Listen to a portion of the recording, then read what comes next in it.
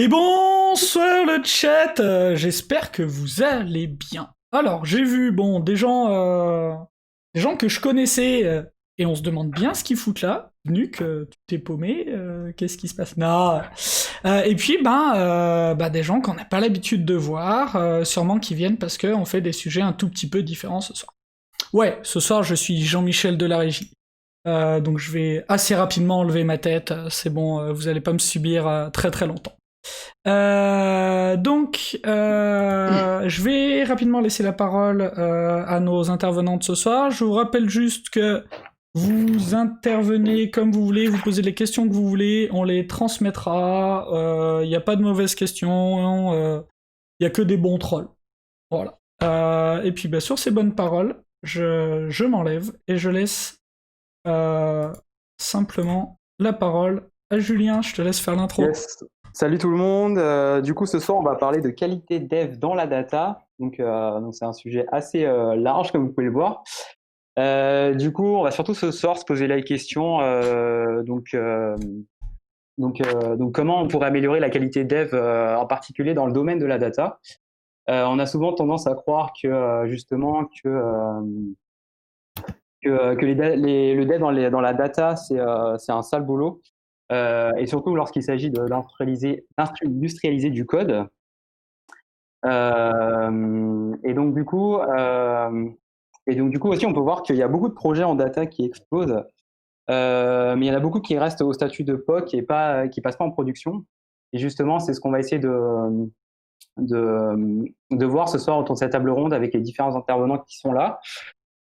Du coup, si vous voulez bien, on va faire une petite présentation, on va faire un petit tour de table des intervenants pour que chacun puisse se présenter, si ça vous va.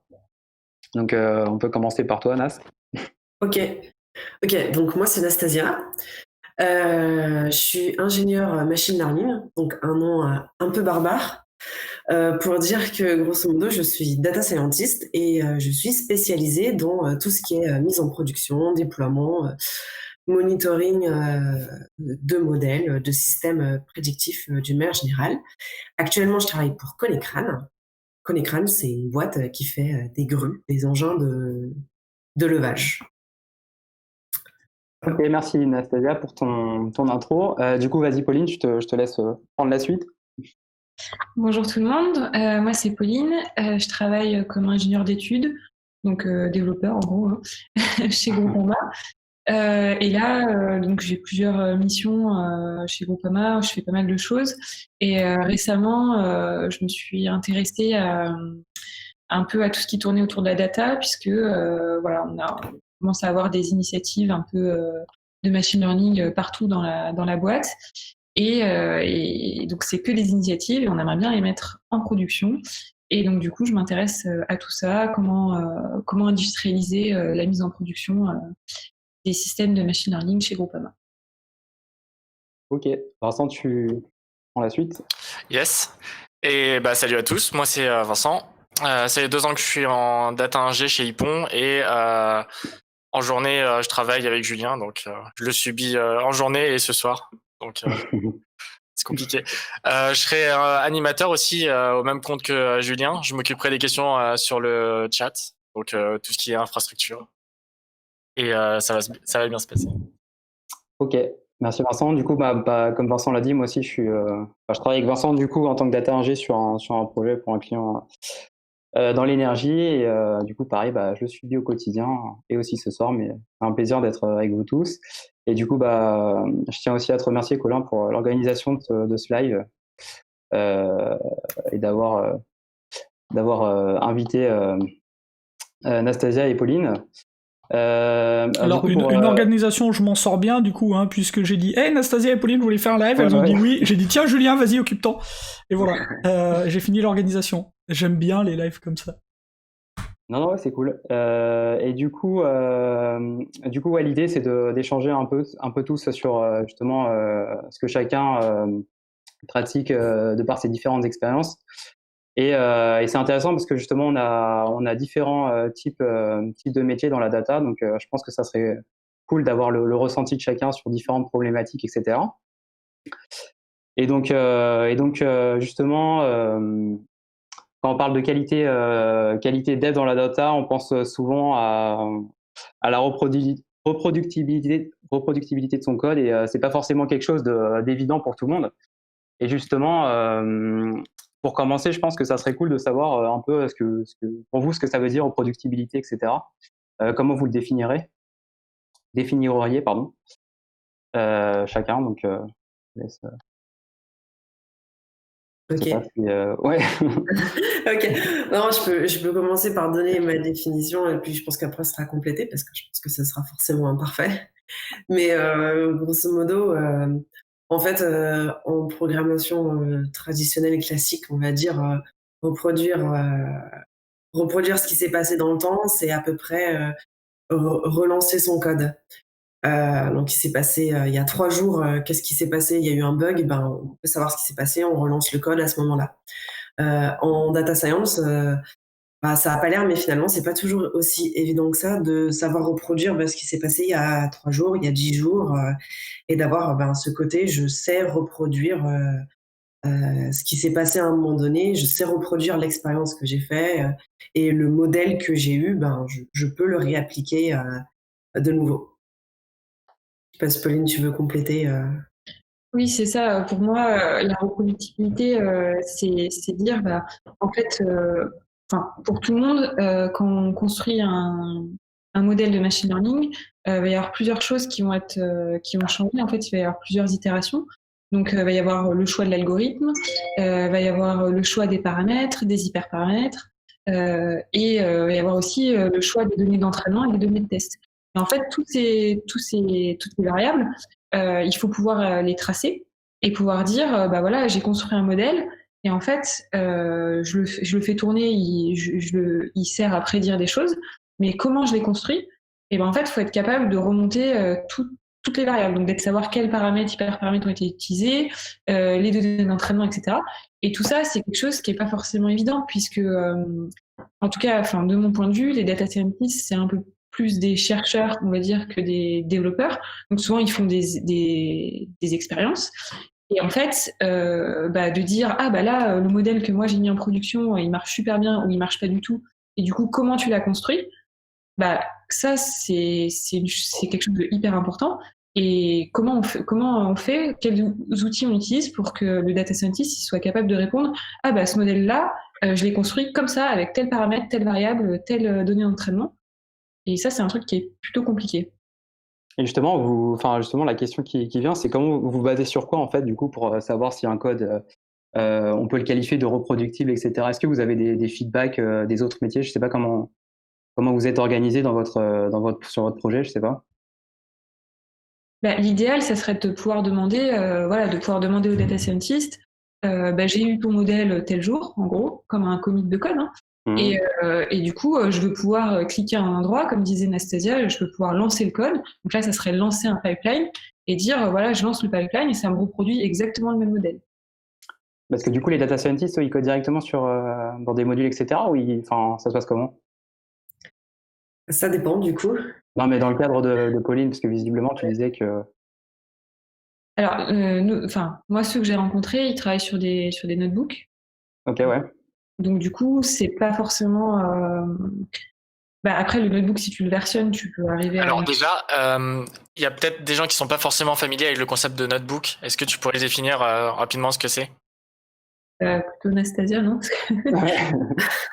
C'est bien de le rappeler à l'enfant. Ok, comme vous voulez. Alors, en fait, grosso modo, on va dire qu'en programmation classique, on fait du code, tout simplement. Notebook, en fait, c'est comment dire ça? C'est une interface web où on va pouvoir exécuter du code. L'avantage, c'est qu'on va pouvoir avoir de la visualisation, c'est-à-dire qu'on peut exécuter un graphe et l'avoir tout de suite après. On peut voir son résultat tout de suite après. On peut exécuter ce qu'on appelle des formes de cellules, en fait, différemment. Donc, il y a un côté, on peut faire de la data exploration, de la data visualisation, même du prototype, en fait. C'est un côté super pratique. Par contre, effectivement, comme disait Pauline, c'est plus dur à versionner, c'est plus dur de s'assurer d'une qualité de code à l'intérieur. Voilà, ça a des avantages, ça a des inconvénients. Bah, justement, le versioning, enfin, je sais pas ce qui existe aujourd'hui, mais c'est quasiment impossible de versionner du code sur Jupyter Notebook si. Ah bah si, parce que ton notebook, tu peux le commiter. Ah oui, tu peux le ouais. Ouais, mais en termes de. On a une réaction dans le chat, il y a effectivement quelqu'un qui dit que Netflix industrialise ses notebooks. Est-ce que vous pensez que c'est une bonne pratique? Alors j'ai entendu parler de ça, c'est marrant, l'autre jour, j'en parlais avec quelqu'un qui me disait que ouais, il prenait les notebooks des data scientists et c'est carrément ça qu'il mettait direct en production, quoi. Donc j'ai jamais vu, donc je sais pas. Est-ce que c'est une bonne pratique ou pas? Je pense que c'est vraiment à discuter parce que d'un côté, au moins on prend le travail du data scientist tel quel et on le met en production, quoi. Il y a pas d'étape, hein. Tu prends la source de vérité et tu la mets en production. Donc ça peut être très confortable et très rapide du coup. D'un autre côté, un notebook, c'est pas, enfin, quand on est développeur, se dire je mets en prod en gros un truc graphique, c'est un peu bizarre, quoi.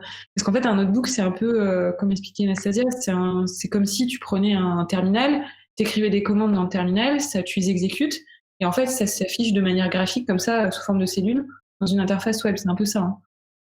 Tu peux ajouter des commentaires, enfin ajouter des lignes où t'écris juste du texte, etc. Et du coup, ouais, j'ai vu qu'il y avait des grosses boîtes américaines qui faisaient ça. Après, peut-être que aussi chez Netflix, ils ont des data scientists qui sont super bons, donc ils peuvent se le permettre, je sais pas. C'est marrant cette remarque de ouais, chez Netflix, ils ont introduisez le métier que vous voulez, qui sont meilleurs que les nôtres. Parce qu'on entend surtout, ils ont des DevOps, ils ont des développeurs, ils ont des managers, ils ont des Scrum Masters, Non, ils ont pas des gens meilleurs, hein. Enfin, non, justement, ouais, c'est pas. Je pense que c'est pas une référence de dire que Netflix le pas que. C'est quoi ces qualités? C'est quoi qu'est-ce qu'on recherche? Qu'est-ce qu'ils font mieux que nous en fait? Pourquoi nous on peut pas faire ça et eux ils le peuvent, à votre avis? Alors, moi, je te rejoins un peu, Pauline. Je suis assez sceptique sur cette idée de mettre des notebooks en prod. Alors, peut-être que ça marche bien dans le cas de Netflix. Je sais pas le contexte, donc voilà. Mais je sais que, par exemple, ils ont une infrastructure de la folie pour pouvoir mettre en production ces notebooks, en fait. Donc, ça a aussi un coût. Et je sais qu'il y a aussi d'autres boîtes. Par exemple, je parlais avec Google il y a plus tard qu'il y a 2 jours. Ça devait être hier, en fait. Et qui me disait non, mais nous, hors de question qu'on mette des notebooks en prod. Jamais de la vie. Donc, c'est un grand débat. Je pense. Et je sais pas exactement pourquoi Netflix a décidé de partir là-dessus. Après, tant mieux pour eux si ça marche, mais moi, ouais, je reste un peu sceptique parce qu'on n'a pas trop de contrôle dans ce qui se passe dans les notebooks. L'intégration avec un IDE est moins bonne. Ça veut dire que le refactoring, c'est compliqué. Même le versionning, on peut, mais en fait, on est toujours obligé de ruser pour tester, pour refactorer, pour tout faire, en fait, avec un notebook. Je pense qu'il faut un tout petit reminder parce qu'il y a Jorm L qui arrive qui fait des notebooks en prod. Je pense qu'il arrive au milieu, il a dû faire ah quoi, qu'est-ce que. Oui, du coup, on disait tout à l'heure dans le chat que Netflix et autres grandes startups, si je peux le dire, américaines, poussent directement leur notebook en prod. On se demandait si c'était une bonne pratique ou pas, et sinon pourquoi, qu'est-ce qu'ils font de mieux que nous. Et je crois qu'on en a conclu que c'est pas une superbe idée parce que justement ça rend le code pas très reproductible. Bah, ça dépend. Enfin, faudrait voir la tête des notebooks, quoi. S'ils sont parfaitement faits, je sais pas. Enfin, justement, je sais pas du tout. Mais comme tu dis, ça rend hyper compliqué la tâche de débugger ton application, quoi. C'est juste horrible, quoi. Est-ce que ça serait pas ça le but d'un notebook, d'être sale? Bah si, justement. Par définition, notebook, ça fait brouillon un peu. Moi, je le vois, notebook, je le vois comme, c'est ça, hein, c'est ce que je te dis, c'est un terminal dans lequel tu vas écrire tes commandes, entre guillemets, et voir tout de suite le résultat, avoir un feedback immédiat et être capable de tester des choses.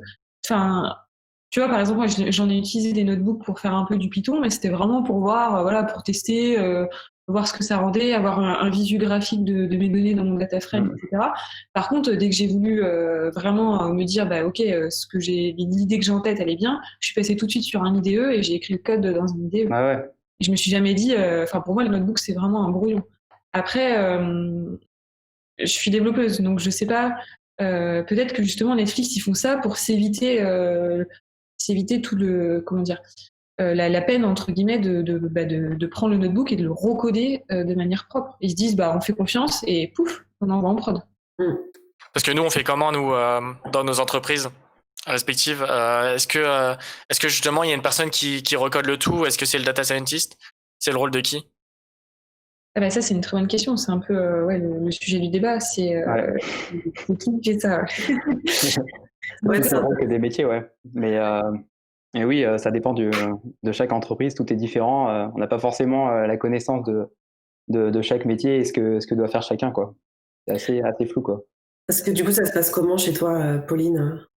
Eh ben, moi, c'est encore une grande question, en fait. Justement, on a des data scientists qui font des notebooks. Après, on en a aussi qui font du pur code, enfin, un surtout qui fait du pur code Python et qui est un très bon développeur Python. Donc là, on se pose même pas la question. Mais oui, il y en a qui font des notebooks. Et après, c'est impossible de mettre ça en prod. Enfin, ou alors, il y a des outils que je connais pas. Mais voilà, on peut pas mettre ça en prod. Donc du coup, pour l'instant, c'est moi qui ai repris un peu cette tâche de dire comment je passe du notebook ou du modèle à la limite sous un format, je sais pas moi, Pickle ou autre, et comment je l'industrialise pour que ce modèle, enfin, il puisse prédire des choses et être appelé en live, quoi. Et du coup, grosso modo, ça veut dire que tu récupères le fichier notebook des data scientists et tu débrouilles avec, quoi, c'est ça? Alors, C'est- pas c'est- forcément. Moi, ce que je leur ai demandé justement, c'est de produire un modèle sous format Pickle D'accord. ou RDS si c'est du R. Moi, je Ok. récupère un fichier. Ok, ça marche, ouais. Ok, et toi, Anastasia, ça se passe comment Eh ben, moi, j'ai des personnes qui codent en notebook et j'ai des personnes qui codent directement en Python. Donc, ça va dépendre, effectivement. Il y a des personnes qui sont pas très à l'aise avec du code classique, on va dire. Et puis, il y en a problème, quoi. Et par contre, ce qu'on essaye de mettre en place actuellement, c'est, je sais pas si vous avez entendu parler de Cookie Cutter. Non. Cookie Cutter, en fait, ça permet de générer des templates enfin, c'est du vrai code, quoi. Enfin, pour le coup, c'est du Python, c'est du vrai Python. Sauf qu'il y a déjà tout un template, il y a les tests qui sont mis quelque part. On peut même lier des notebooks et des fichiers Python. Et en fait, l'idée, c'est de pouvoir simplifier le travail des data scientists, parce que je peux comprendre que quand on est data scientist, on a plein de choses, enfin, à savoir des statistiques, plein de choses, et que développer, c'est peut-être pas forcément évident. Et du coup, l'idée, c'est de pouvoir faciliter la tâche et rentrer plus facilement dans un truc voilà, qui soit plus simple et qui soit réellement industrialisable, enfin, Et du coup, est-ce que ça moins de serait travail, quoi. Mais du coup, est-ce que ça serait pas plus simple justement de recruter justement des personnes qualifiées pour ça, qui ont cette connaissance des bonnes pratiques de développement et de faire du pair avec, je sais pas, avec les data scientists justement pour mettre en place ces bonnes pratiques, etc., que de se casser la tête à trouver des outils qui te permettent de outrepasser les bonnes pratiques de développement? Mm. C'est une bonne question. Je suis d'accord avec l'idée que ouais, le pair programming avec quelqu'un qui s'est développé, je pense que ça t'apprend toujours.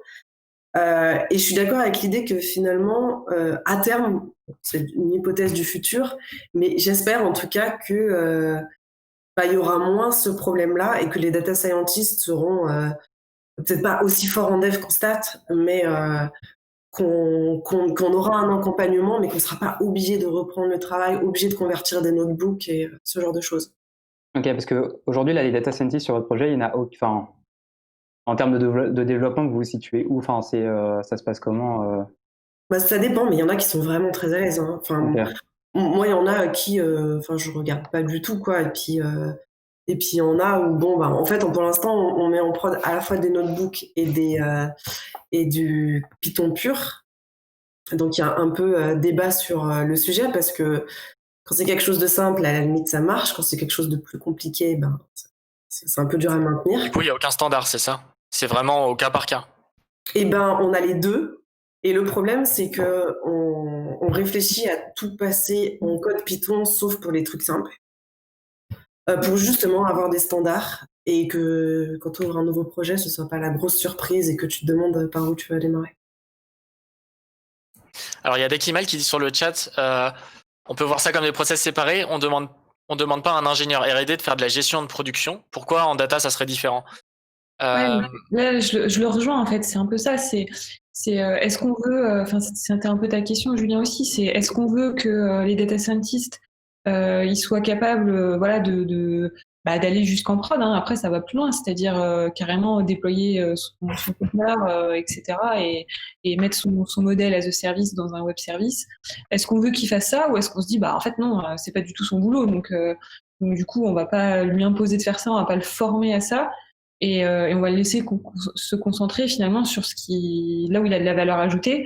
Et pour moi, la valeur ajoutée d'un data scientist, c'est de savoir extraire des données de l'entreprise de la valeur et de créer un modèle à partir de ces données, quoi. Et après, tout le côté industrialisation, est-ce qu'on a vraiment besoin qu'il sache le faire?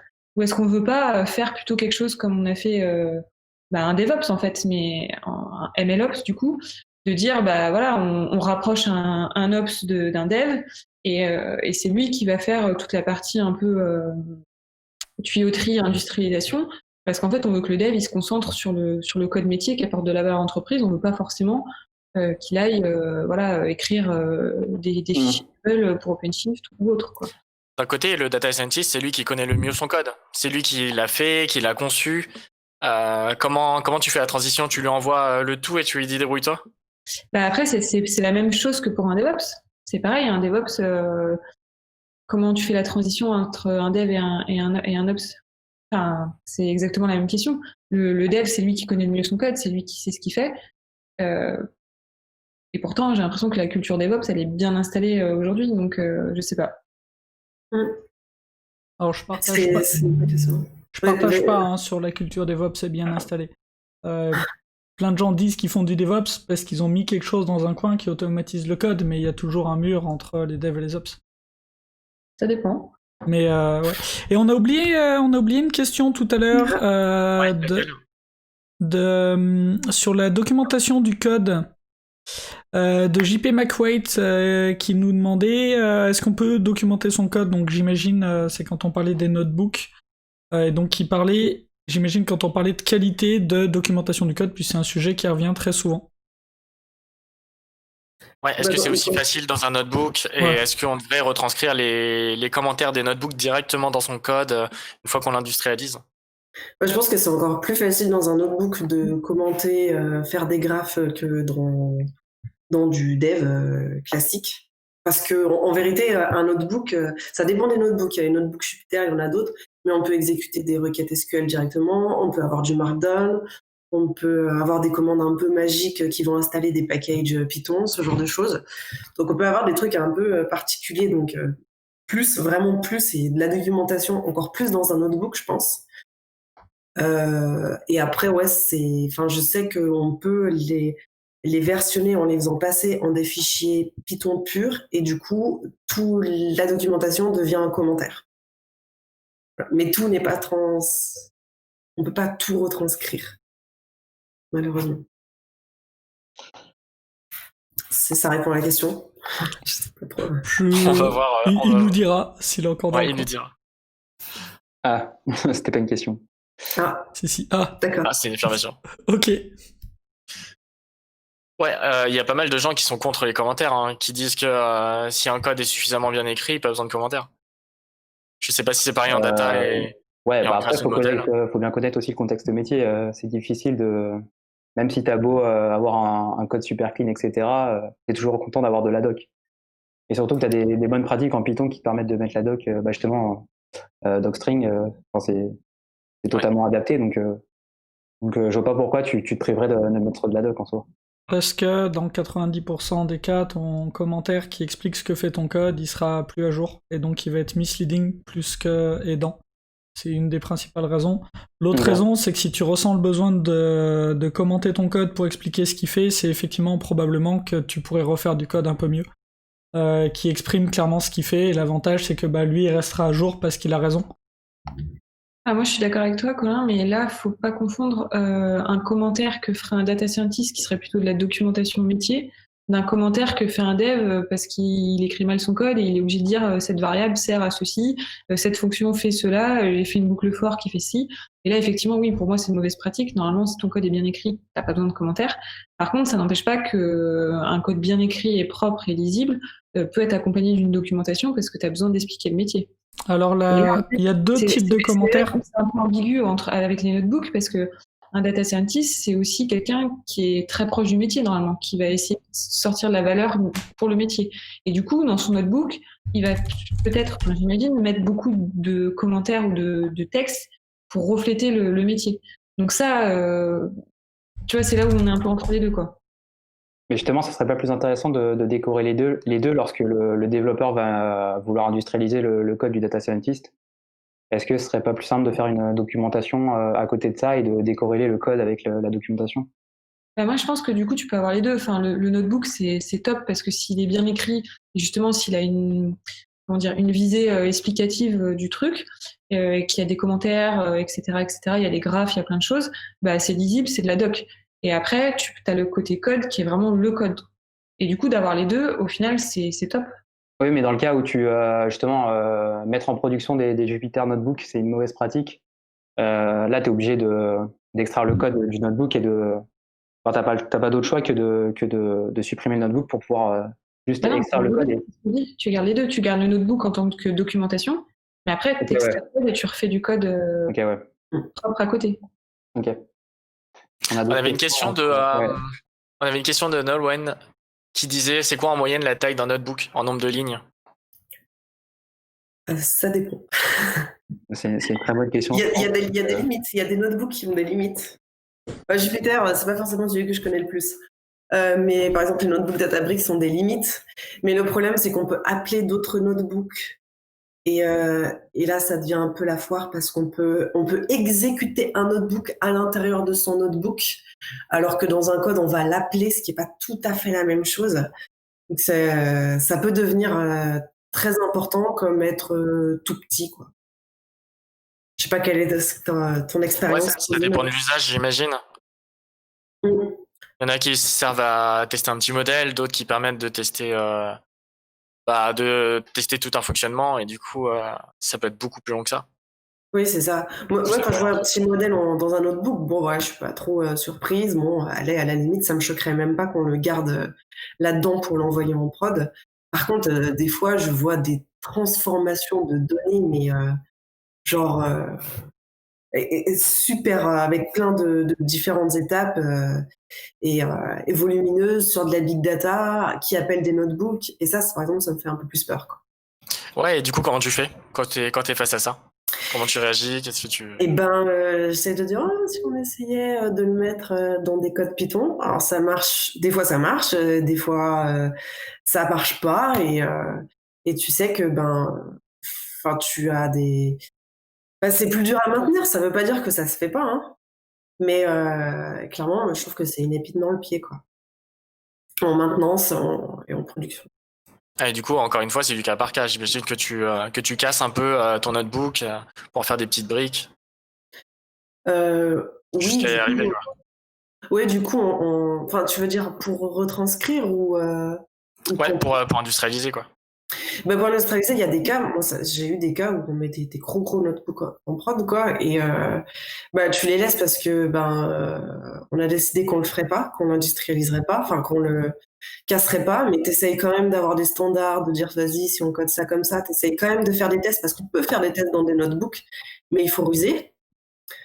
Donc clairement, ça se fait, mais Ouais, donc là, avec ce que tu dis, ça fait vraiment un peu bricolage, quoi. mais Enfin, oui, essai de... et je veux pas critiquer Netflix, mais l'impression que j'ai de Netflix, c'est qu'ils ont une infrastructure OK, qui permet de mettre des notebooks en prod, mais avec un gros coût pour avoir fait tout ça. Alors après, peut-être que maintenant, ils sont tranquilles et puis c'est super, quoi, mais ça s'est pas fait du jour au lendemain, quoi, l'impression que j'ai. Et en plus, enfin, je sais pas, mais toi, tu dois avoir l'expérience, Nastasia. Est-ce que travailler à plusieurs sur un notebook, c'est facile? Parce qu'on a dit qu'on pouvait les versionner, mais tu versionnes un peu le fichier. Et du coup, s'il y en a un qui modifie une ligne et l'autre qui modifie une autre ligne, t'as des conflits. Ça, je crois qu'on peut pas gérer les conflits sur les notebooks. Alors, ça C'est du dépend. texte, ça reste du texte. Ouais, mais en fait, tu peux si tu l'extrais enfin, comme un fichier, mais je suis totalement d'accord avec toi que je trouve ça bien moins aisé qu'avec un vrai fichier, quoi. Parce que typiquement, si tu utilises des commandes un peu magiques, on va dire, là, quand tu veux faire ton merge, c'est super compliqué, quoi. Petite question sur le chat. Comment commencer la data? C'est un peu un sujet de côté. Tu peux commencer par regarder la roadmap d'apprentissage en data. Ça s'appelle la data roadmap. Elle a été faite par DataStax TV et je pense que c'est pas mal. Ça vient sur les fondamentaux et puis ça prend des concepts plutôt pas mal. C'est plus orienté data engineer par contre. Voilà. Et pour revenir sur comment le versionning des notebooks, ouais, effectivement, ça reste du texte après tout. Mais quand on lance des notebooks, on a toujours les fichiers d'exécution, les outputs, etc. Donc ça va modifier le fichier.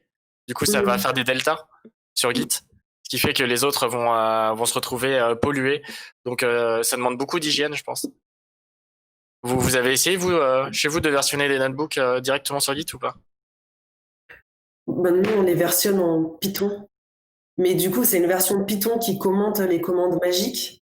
Mais du coup, justement, quand on a un conflit, on n'est pas complètement sûr de ce qu'on fait. C'est plus difficile d'aller le réexécuter. Pour le coup, on n'est pas sur Jupyter, mais dans Databricks.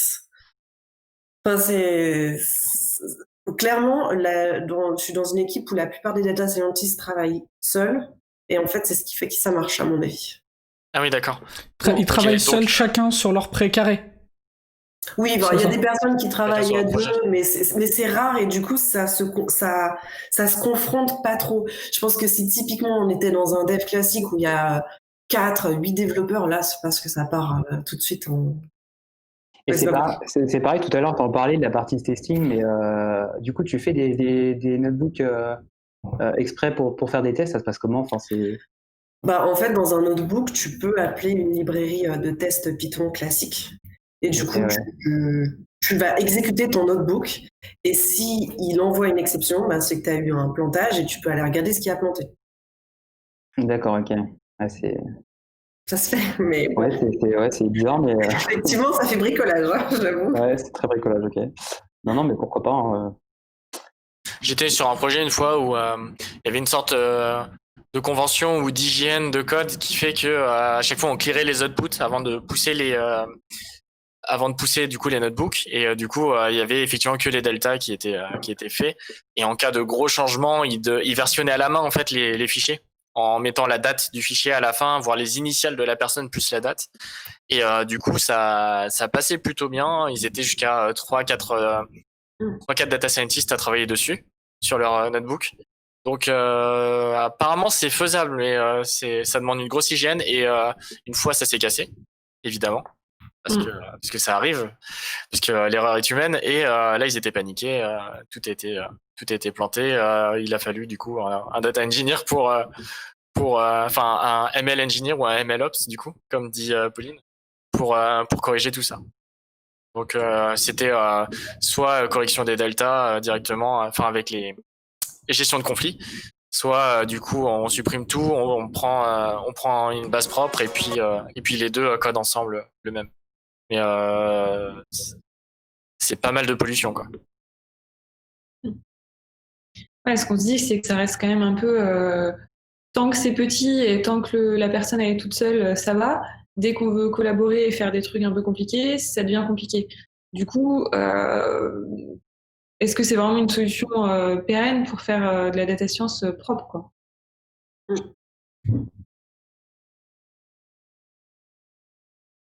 Au niveau des bonnes pratiques, est-ce que les data scientists à qui vous codez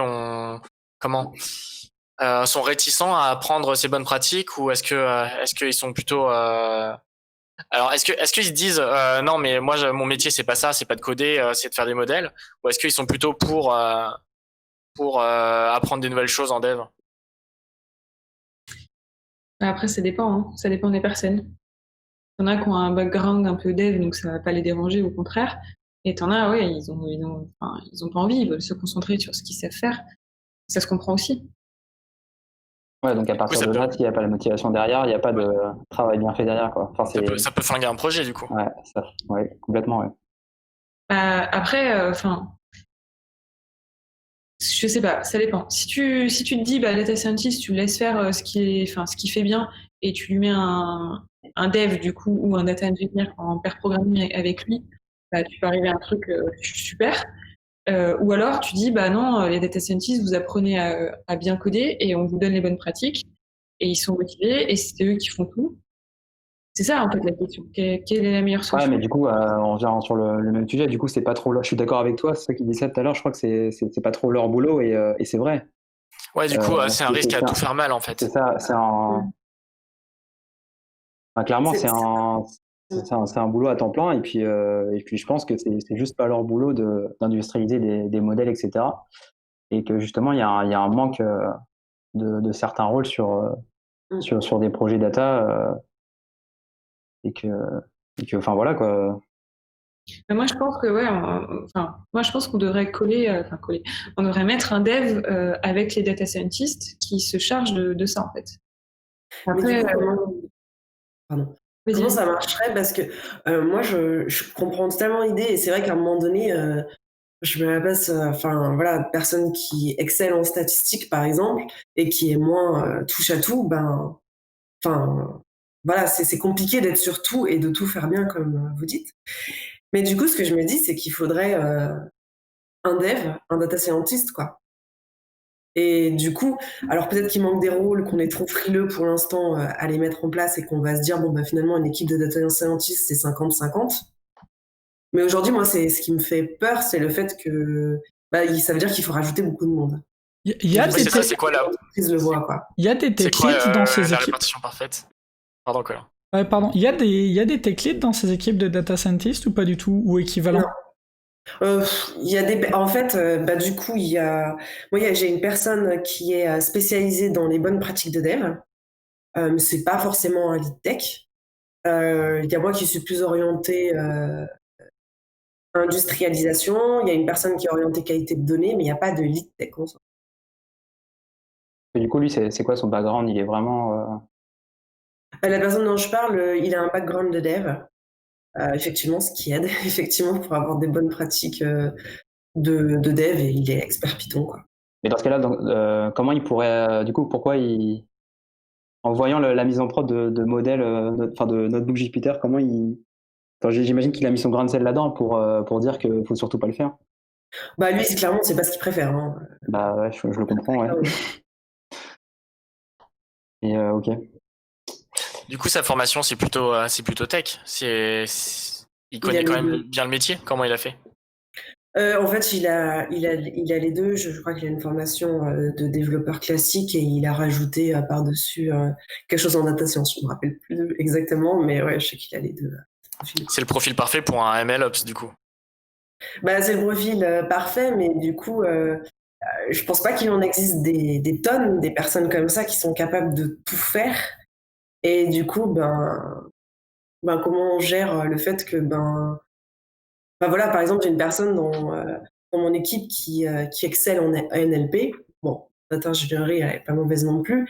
Mais du coup, si on veut avoir des experts en NLP ou, je sais pas, en computer vision, c'est aussi parfois difficile, effectivement, je te rejoins, Pauline, de leur demander d'exceller en monitoring de modèles en même temps. Donc, et en même temps, il faut bien que tout le monde, enfin, tous les modèles soient de la même qualité quand ils arrivent en prod, quoi.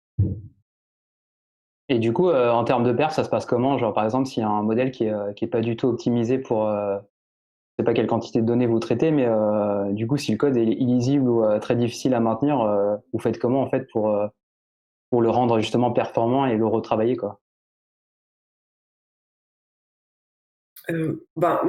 Ça dépend. Moi, là, ça m'arrive plus trop, mais ça m'est déjà arrivé d'avoir des codes pas du tout performants parce que je sais pas comment dire, mais parce que un développeur classique n'aurait pas fait ça, mais que du coup, c'est parti un peu dans tous les sens.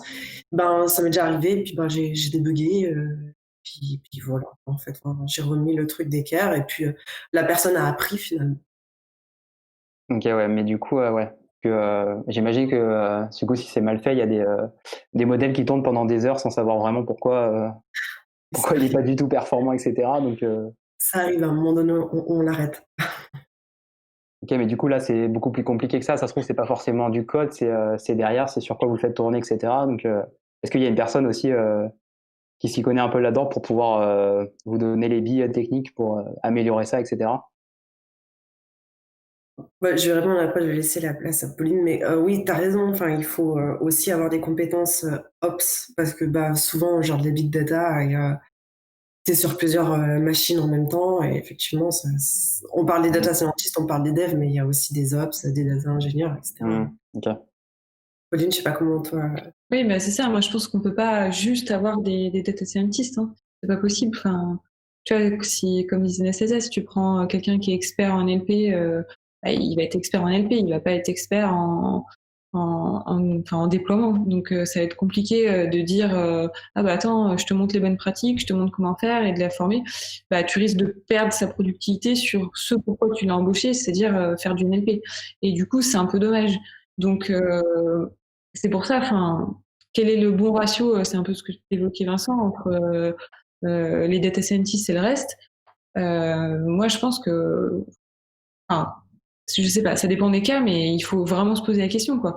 Parce que juste avoir un data scientist, si le gars il est spécialiste que dans son domaine, tu verras jamais ses projets en prod. Et après, voilà, si c'est quelqu'un qui est un peu touche à tout, ça peut marcher aussi. Mais en tout cas, je pense qu'il faut il faut faire des équipes dans laquelle tu auras un data scientist, un développeur au minimum, et puis un ops. Ça fait beaucoup de budget, ça, non? D'avoir 3 personnes minimum pour chaque projet, même pour un petit POC. Après, ça dépend. Si tu veux faire des POC, t'en fous, tu prends juste un data scientist. Si tu veux mettre des projets en production et apporter de la valeur à ton produit, à un moment donné, il faut que tu mettes les moyens. Ouais, c'est peut-être finalement ça, ouais. C'est toujours pareil. Après, tu peux dire, je prends un data scientist, il me fait un notebook, je m'en fous que ça soit performant, je m'en fiche que ça soit lisible, je m'en fiche que ça soit maintenable, il n'y a que lui qui le gère, tu le mets en prod, fais ton modèle en prod, il n'y a pas de souci. Hein. Mais après, il y a les problèmes de sécurité aussi.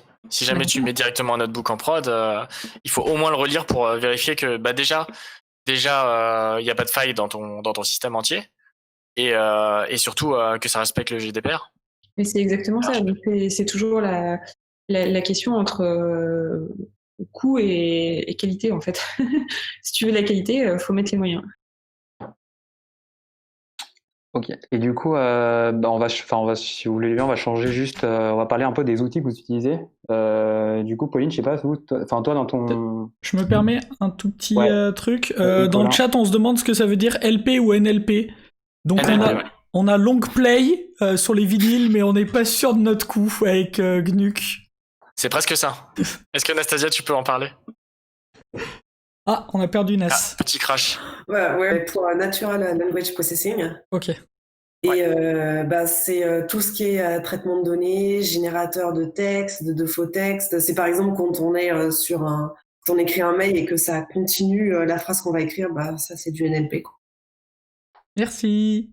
C'est aussi pour les chatbots, quand vous envoyez un message à un chatbot, par exemple, en fait, il va envoyer le message au NLP, et le NLP est capable de détecter l'intention du message.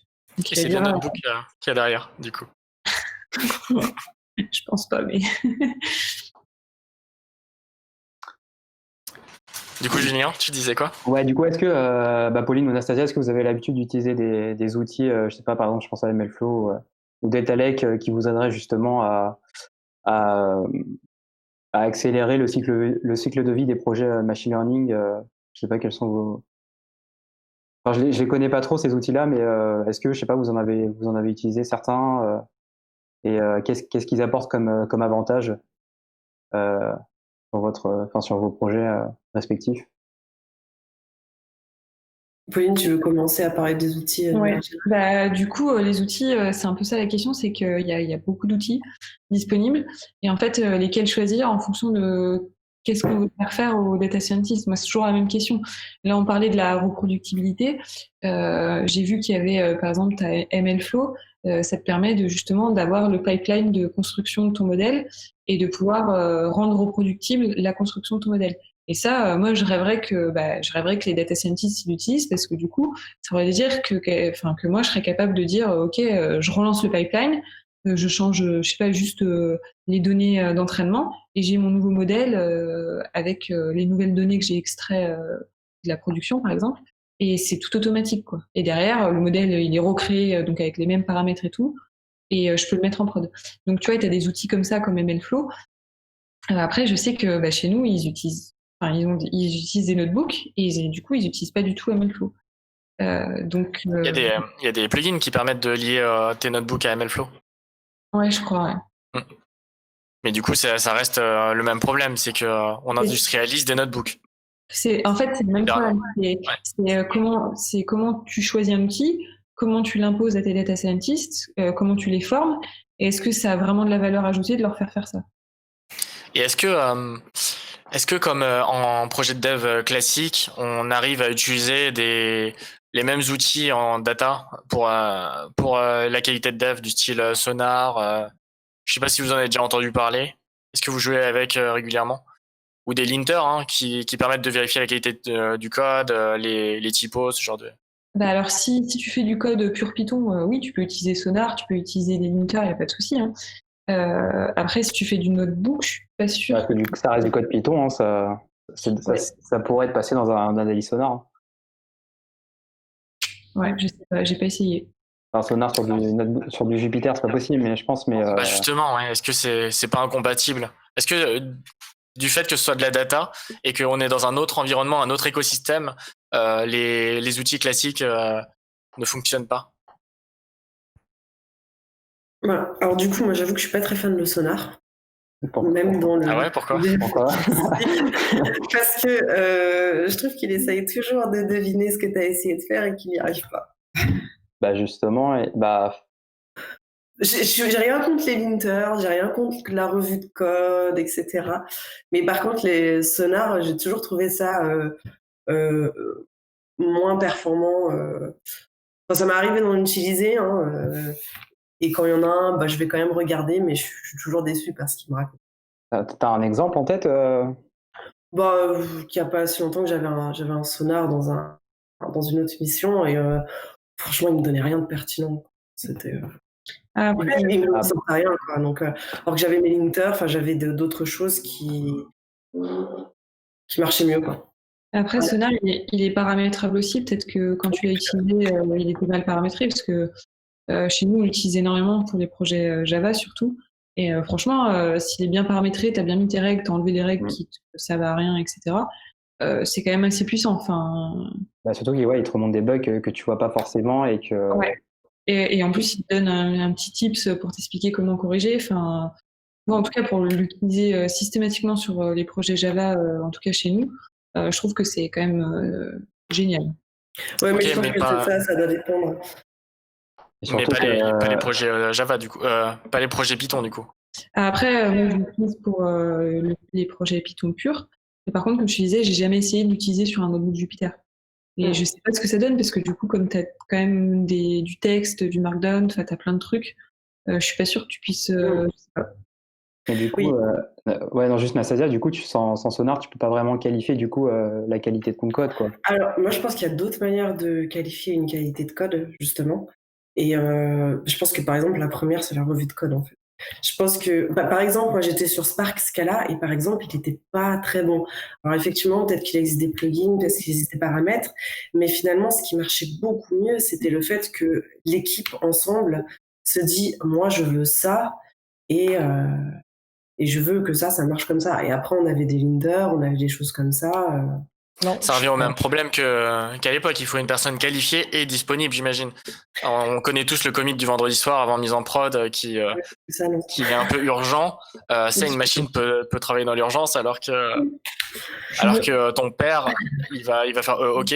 Il va te le valider et puis il va partir en week-end. Je me permets 2 secondes sur le sujet Sonar. Je suis d'accord ni avec Nas ni avec Julien. Sonar ne peut pas te noter la qualité de ton code, puisque avoir AAA 100% de coverage et 0 warning dans Sonar, c'est très facile. Moi, c'est ce que j'ai sur mes projets.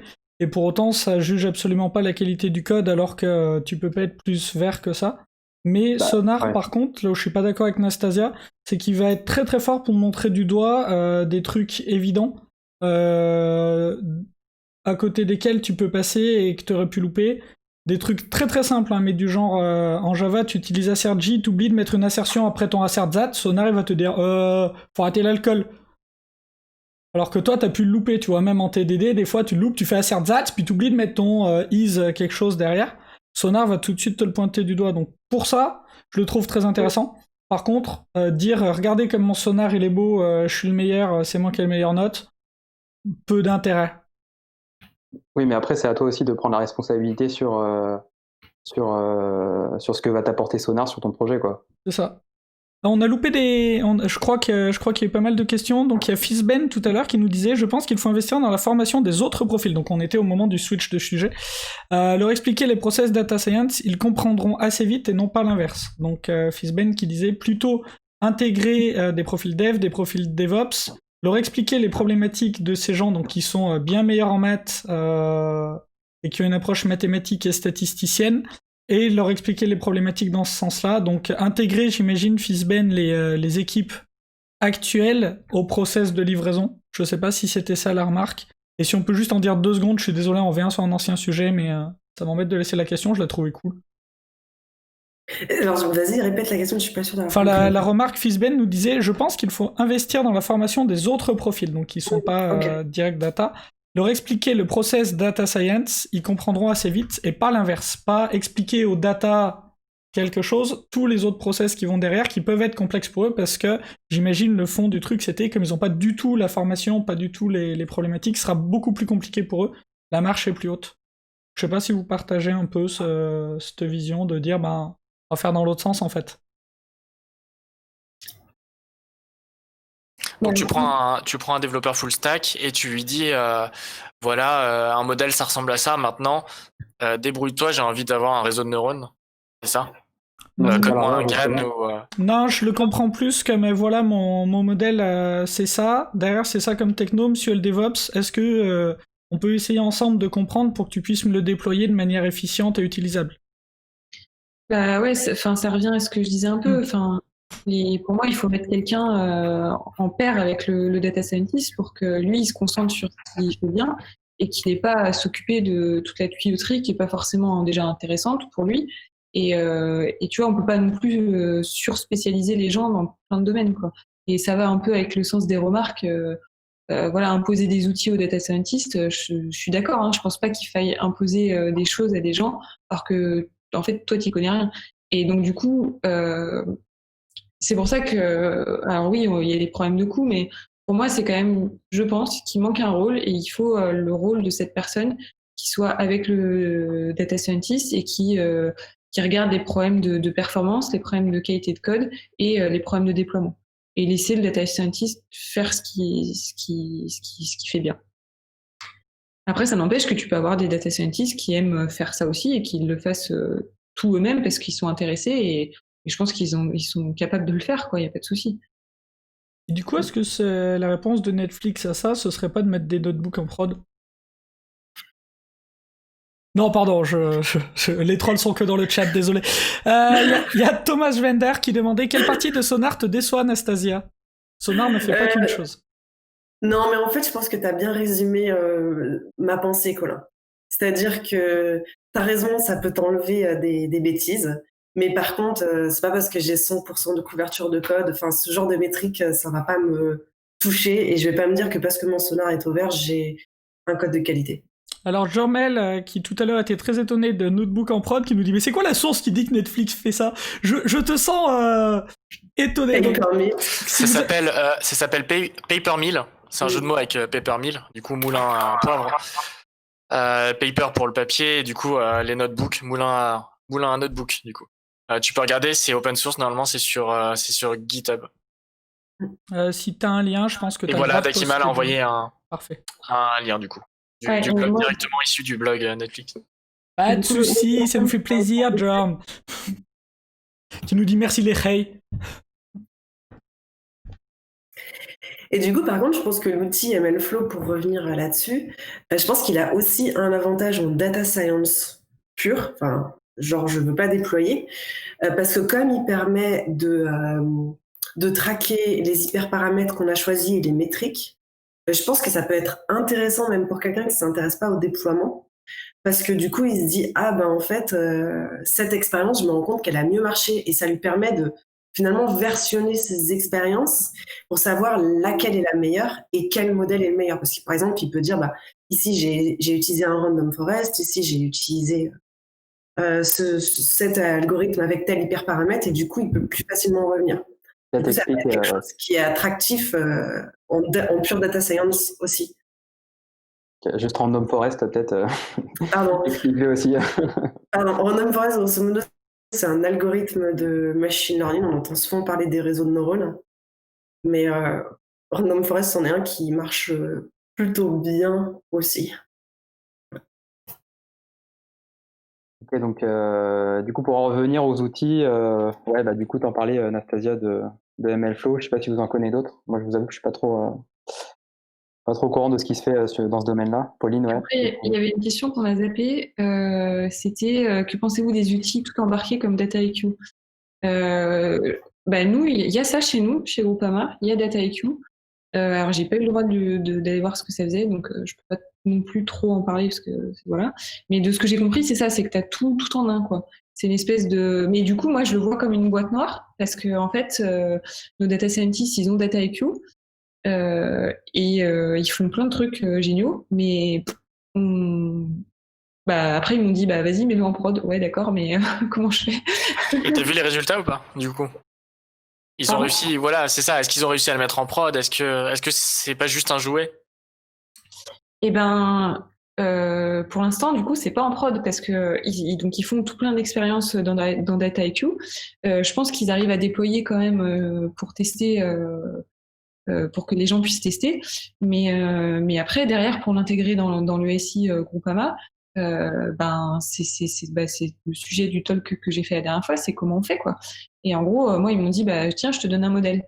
Donc je te donne un fichier pickle. Sauf qu'en fait, ils m'ont filé un fichier pickle, mais il y a pas la data prep dedans, il y a rien. Et donc en fait, c'est là que je me suis dit bah en fait, il faut tout recoder, enfin pas tout, mais il faut recoder quasiment une bonne partie en Python parce que moi, avec juste un modèle, je peux rien faire en fait. Je sais pas s'il y en a d'autres parmi vous qui ont utilisé Il y en aura peut-être dans le chat, je pense. DataIQ. Ouais, c'est difficile du de coup, viser entre les les trolls dans autres, le chat, on est désolé. Hein. T'as jamais Oui. discuté avec ces ingés du coup qui utilisent DataIQ? Si. Et comment est-ce que eux ils arrivent à versionner leur code, à faire de la qualité de code, à le plugger avec un sonar ou un inter? Aucune idée. Je te dis, pour moi, c'est une boîte Ouais. noire. D'accord, ok. Mm. Ah, apparemment, on peut mettre en Mais- prod seulement si on paye une licence. Ah, voilà. DataIQ. Ah, Bah, pour moi, DataIQ, c'est une énorme boîte noire dans laquelle ils font des trucs apparemment géniaux. Mais derrière, pour l'intégrer dans le SI, c'est très compliqué. Ah, du coup, ils font une sorte d'état de l'art sur DataIQ pour voir si ça vaut vraiment le coup de le mettre en place chez Groupama, c'est ça? Non, il est en place. Il y a beaucoup de data scientists qui travaillent dessus. Ouais. Mais du coup, ça part jamais en prod. Ok. c'est propriétaire en fait de Taïku. Enfin, je veux dire, on peut pas savoir comment c'est fait derrière. Je crois, ouais. Ça a l'air d'être propriétaire. Ouais. Ouais, c'est propriétaire, je pense. Je crois que C'est c'est du du coup, je connais pas, mais ça me ferait peur de. C'est-à-dire que si on fait tout là-dessus, après c'est difficile de transposer quand on veut changer d'outil. Mais j'ai jamais utilisé, hein, donc je ne sais pas. Alors il y a pas mal de gens qui disent ça pour à peu près tous les outils, mais finalement il y a très peu de projets qui changent d'outil en général. En général, on s'amuse pas à migrer le projet, on le refait avec une autre techno parce que c'est foncièrement différent. Oui, je vois ce que tu veux dire, mais là j'ai l'impression qu'il n'y a même pas de code du tout, donc c'est vraiment que des boîtes que t'empiles. Donc je sais pas comment tu peux le. Enfin, c'est vrai que par exemple, si tu passes d'un Jupyter Notebook à un notebook Databricks, tu vas avoir une migration et on le fait pas souvent. Mais je sais pas, enfin ça m'est déjà arrivé de le voir quand même. Tu vois. Je suis un peu sceptique sur cet outil-là, mais en fait c'est des préjugés, je ne le connais pas. Bah, moi, le gros problème que j'ai avec DataIQ, c'est que, comme je disais, je vois ça un peu comme une boîte noire. Et en fait, j'ai l'impression qu'ils font plein de choses super dedans, mais ça reste propriétaire. Et du coup, après, bah, comment on l'utilise, comment on l'intègre dans les gros systèmes d'information, c'est quasi impossible, quoi, en fait. Et du coup, si tu payes pas la licence pour mettre en prod avec eux, ben, je sais pas, enfin voilà, c'est toute la problématique. Ça a l'air de troller un peu sur les pricing DataIQ. Vous avez une idée? Ouais, je crois que c'est hyper cher. Ah, c'est scandaleux. Ok, ouais. Ouais, ok, normal. Ouais.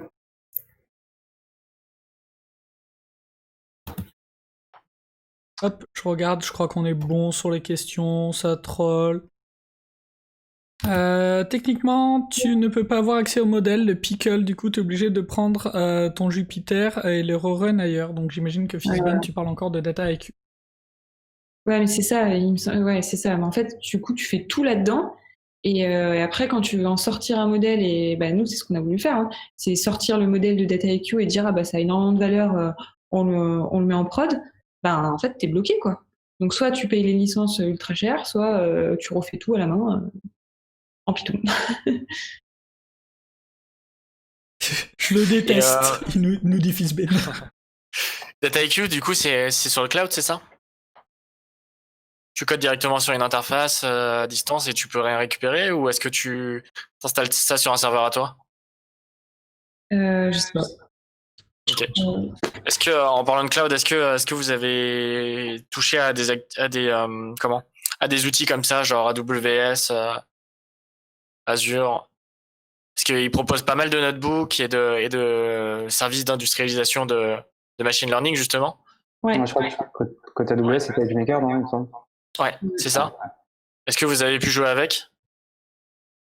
Moi, je connais Azure Databricks. En fait, c'est la seule plateforme que je connais d'usage pour de vrai. Et oui, c'est vrai qu'il par exemple, il y a MLflow dedans, hein, c'est les créateurs de MLflow. C'est les créateurs de Delta Lake. Ils incluent des dashboards. Effectivement, il y a pas mal de choses qui sont déjà là et on peut critiquer le cloud pour plein de raisons aussi, je peux comprendre. Mais c'est vrai qu'il y a plein d'outils qui sont déjà là et je trouve que ça simplifie l'industrialisation, surtout quand on voit le coût que c'est d'industrialiser de la data science. Ça permet de s'affranchir des data engineers, du coup, ou pas? Non, je pense pas non plus. Mais au moins l'outil est là et il y a peut-être un peu plus la tentation de dire bon allez, je vais cliquer sur le bouton, quoi. Enfin, tout est là en fait. Il y a quand même quelque chose de plus simple. Et puis après, ça reste mis séparément des outils open source quand ils sont séparés, quoi. Spark, MLflow, etc. Et du coup, le choix de ces outils, ils ont été faits comment en fait?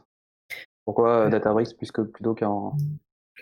J'étais pas là quand c'est arrivé, mais je pense que le gros choix, ça a été de s'orienter autour de Spark pour faire de la big data. Et naturellement, entre guillemets, je pense que c'est Databricks qui a été choisi comme c'est les créateurs de Spark. Je pense, mais j'y étais pas, donc je sais pas. Et du coup, Moi, c'est pour ça que je partirais là-dessus, en tout cas. Et du coup, niveau Spark, c'est les data scientists qui ont cette, entre guillemets, expertise pour... Oui. Mais après, c'est vrai que sur Databricks, en réalité, Databricks vend Spark, mais aujourd'hui, il y a du TensorFlow, il y a du Scikit-learn, il y a déjà plein, enfin, il y a plein de plateformes parce que Spark, malgré tout, ça a des limites en termes de machine learning, quoi.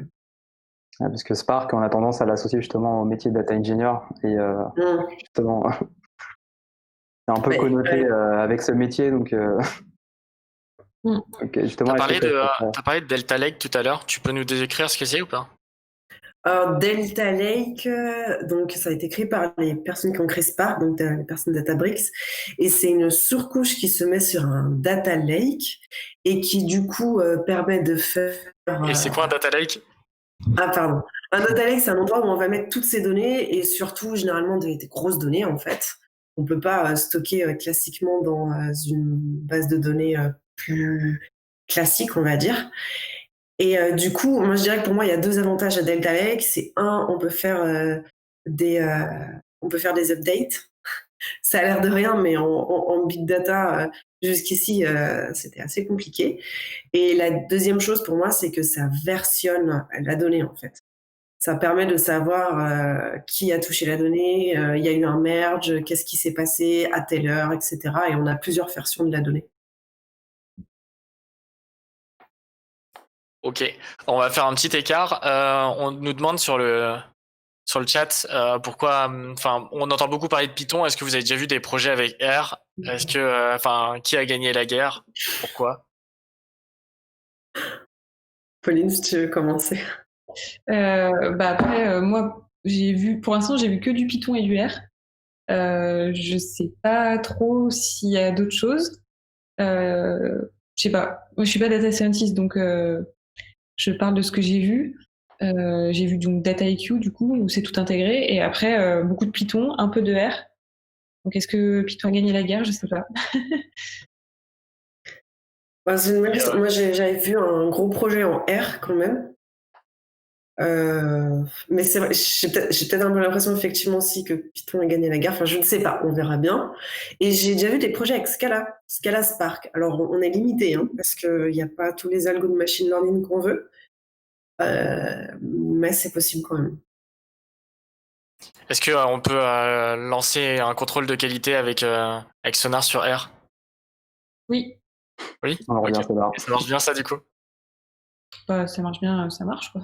Ok, super. Bon bah. Je crois qu'il y a pas mal de langages qui recherchent. En direct que tu fais derrière, ça dépend de comment tu configures ton sonar. Ouais. Bon bah du coup, R peut remonter la guerre contre peut remonter contre Python du coup en termes de popularité, vous pensez? Ça dépend, il y a Super Mario qui a l'air de dire qu'il n'y a plus de match, que Python gagne de loin, il n'y a plus de match, quoi. Par an. C'est vrai que personnellement, j'ai jamais vu du R sur un projet. Du coup, je me permets de troller un peu. Ouais. Donc on a Jorm qui nous dit Python c'est Léviator et R c'est Magikarp. Voilà, une petite petit rapprochement Pokémon. Et attends, faudrait pas qu'on loupe la question de Thomas Wender, question remarque, il disait tout à l'heure le côté tout packagé. Il dit c'est un peu le même constat qu'avec J2E à l'époque. Il cite laissez-nous gérer la plomberie, occupez-vous du code métier. Avec le cloud, même constat sur le machine learning, etc. C'est un peu ça. Du coup, moi, je connais pas Databricks et DataIQ. Comme je vous disais, c'est un peu une boîte noire pour moi. Mais je sais que j'avais Safe qui était chez Ypon et qui a travaillé avec moi. Il aimait bien Amazon SageMaker. Donc, je pense que c'est un peu l'équivalent de Databricks. Et il disait que c'était vachement bien fait parce que tu avais tous les outils qui allaient bien et effectivement, tu cliques sur un bouton, ça déploie sur le cloud Amazon. Donc oui, tu t'occupes de ton métier et en gros, Amazon gère la plomberie. Après, il faut pas oublier que dans certaines entreprises, il y a des contraintes. Chez Groupama, on refuse de mettre des applications dans le cloud. Donc ça, pour nous, typiquement, c'est interdit. En gros, on veut que toutes nos infras sont chez nous, sont on-premise, et on n'a rien dans le cloud. Parce que c'est la règle, on veut pas. On veut pas qu'il y ait des données clients ou des applications ailleurs que chez nous. Donc du coup, tu vois, c'est là où c'est compliqué de composer, en fait. C'est de dire comment on fait pour déployer sur nos serveurs, et sachant que du coup, il faut reprendre tous les outils. Il y a cette discussion-là me donne une idée, m'amène une réflexion. Alors c'est sûrement une énorme absurdité, mais je voudrais bien que vous la débunkiez tout de suite. Est-ce que on pourrait pas avoir un équivalent des clean architectures qu'on a en code en machine learning pour s'affranchir un peu de tous ces problèmes de comment je me branche, comment je me déploie, comment je me versionne, machin? Est-ce qu'on n'arriverait pas à protéger le modèle et ce qui a la valeur au centre de quelque chose et à câbler les trucs autour pour résoudre les problèmes, comme on le fait en code avec des clean architectures type Oignon ou Hexagone? Ou c'est une énorme connerie ce que je dis, vous avez le droit de me le dire. Non, c'est pas... Oui, mais du coup, tu mettrais quoi au milieu, en fait? Qu'est-ce que tu protégerais?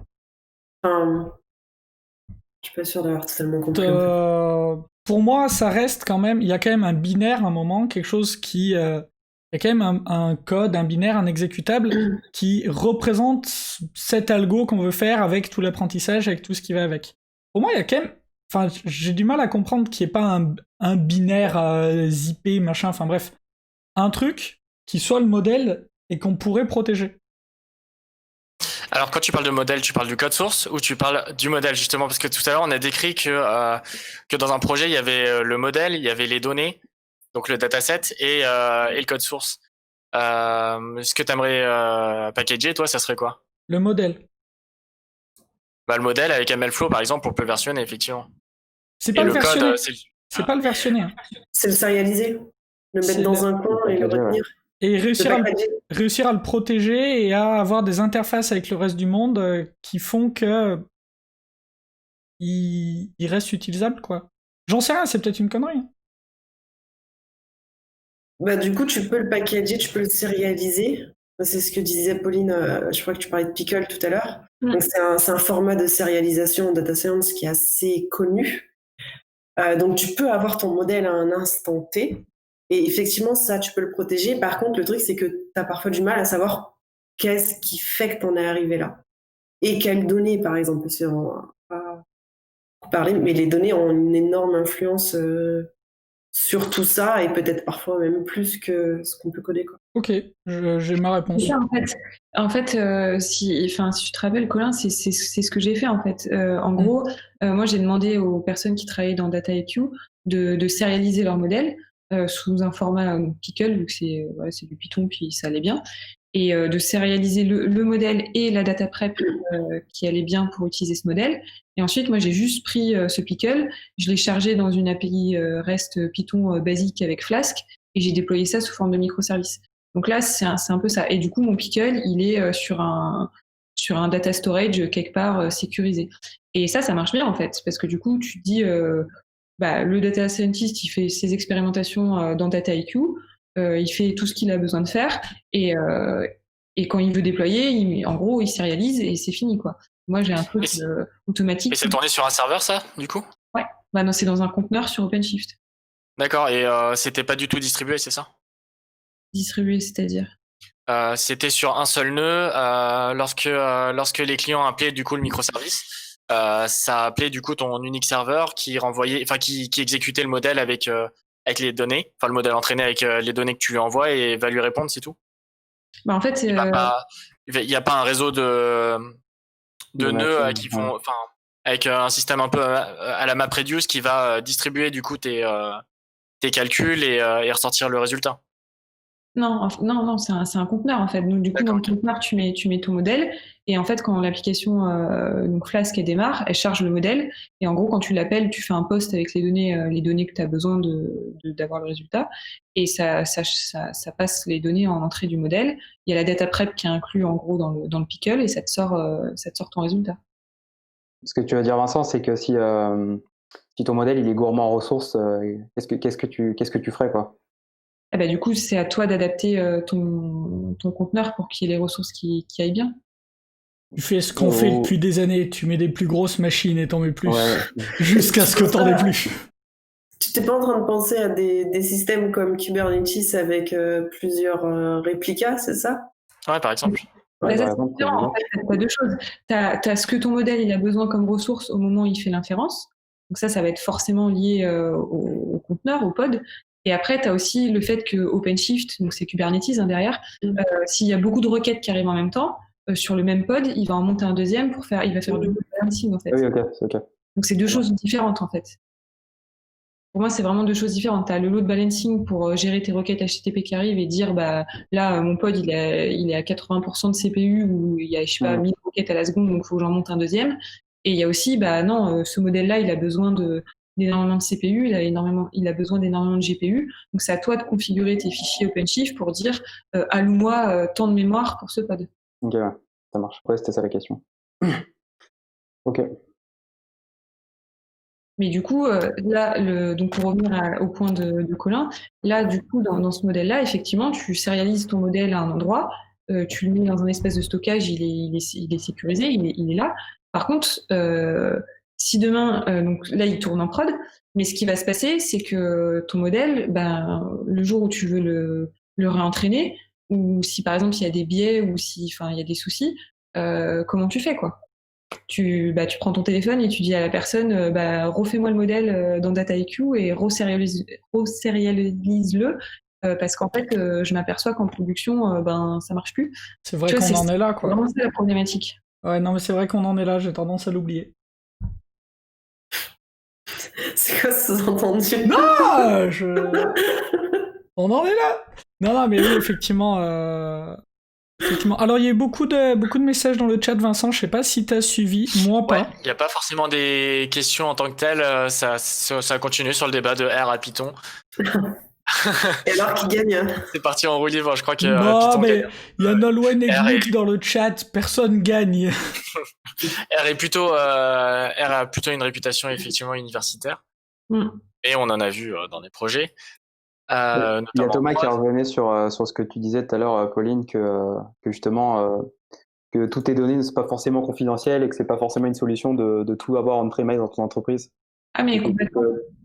Mais je suis d'accord, mais après, tu sais, dans des grosses boîtes, tu as des gens qui s'appellent les DSI et ils prennent des décisions. Mhm. Et des fois, Ouais, la tout à fait. décision du DSI, c'est rien dans le cloud, tout on-premise. Et c'est indiscutable. Voilà. J'en dirai pas plus. Mais c'est comme ça. Ouais. Non, C'est pas c'est moi qui fais la règle.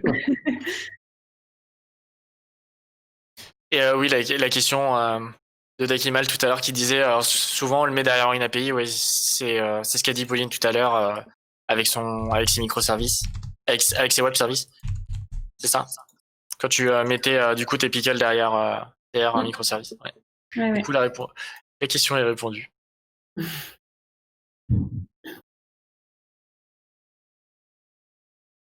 Non, Knuk, pas de name and shame dans le chat. Ça y est, ça commence à vouloir name drop. Qui fait ça qui veut pas faire de cloud, machin. Non. Un message. Non, mais après, c'est pas forcément une mauvaise décision. En fait, après, on a des trucs qui tournent dans des clouds, etc. Mais enfin, comment dire? On a aussi OpenShift qui est on-premise chez nous. C'est vraiment, c'est là-dessus qu'on bosse. Et voilà, on n'a pas envie de mettre les données de nos clients chez Amazon ou chez Google. C'est comme ça. C'est tout. Et je pense que il y a des données qui sont pas forcément confidentielles. On pourrait les mettre. Après, c'est pas forcément une mauvaise pratique de se dire, on garde tout chez nous parce qu'on sait faire et de toute façon on a des serveurs, on a des data centers. Et pourquoi on irait payer Amazon ou Google alors qu'on le fait bien, quoi.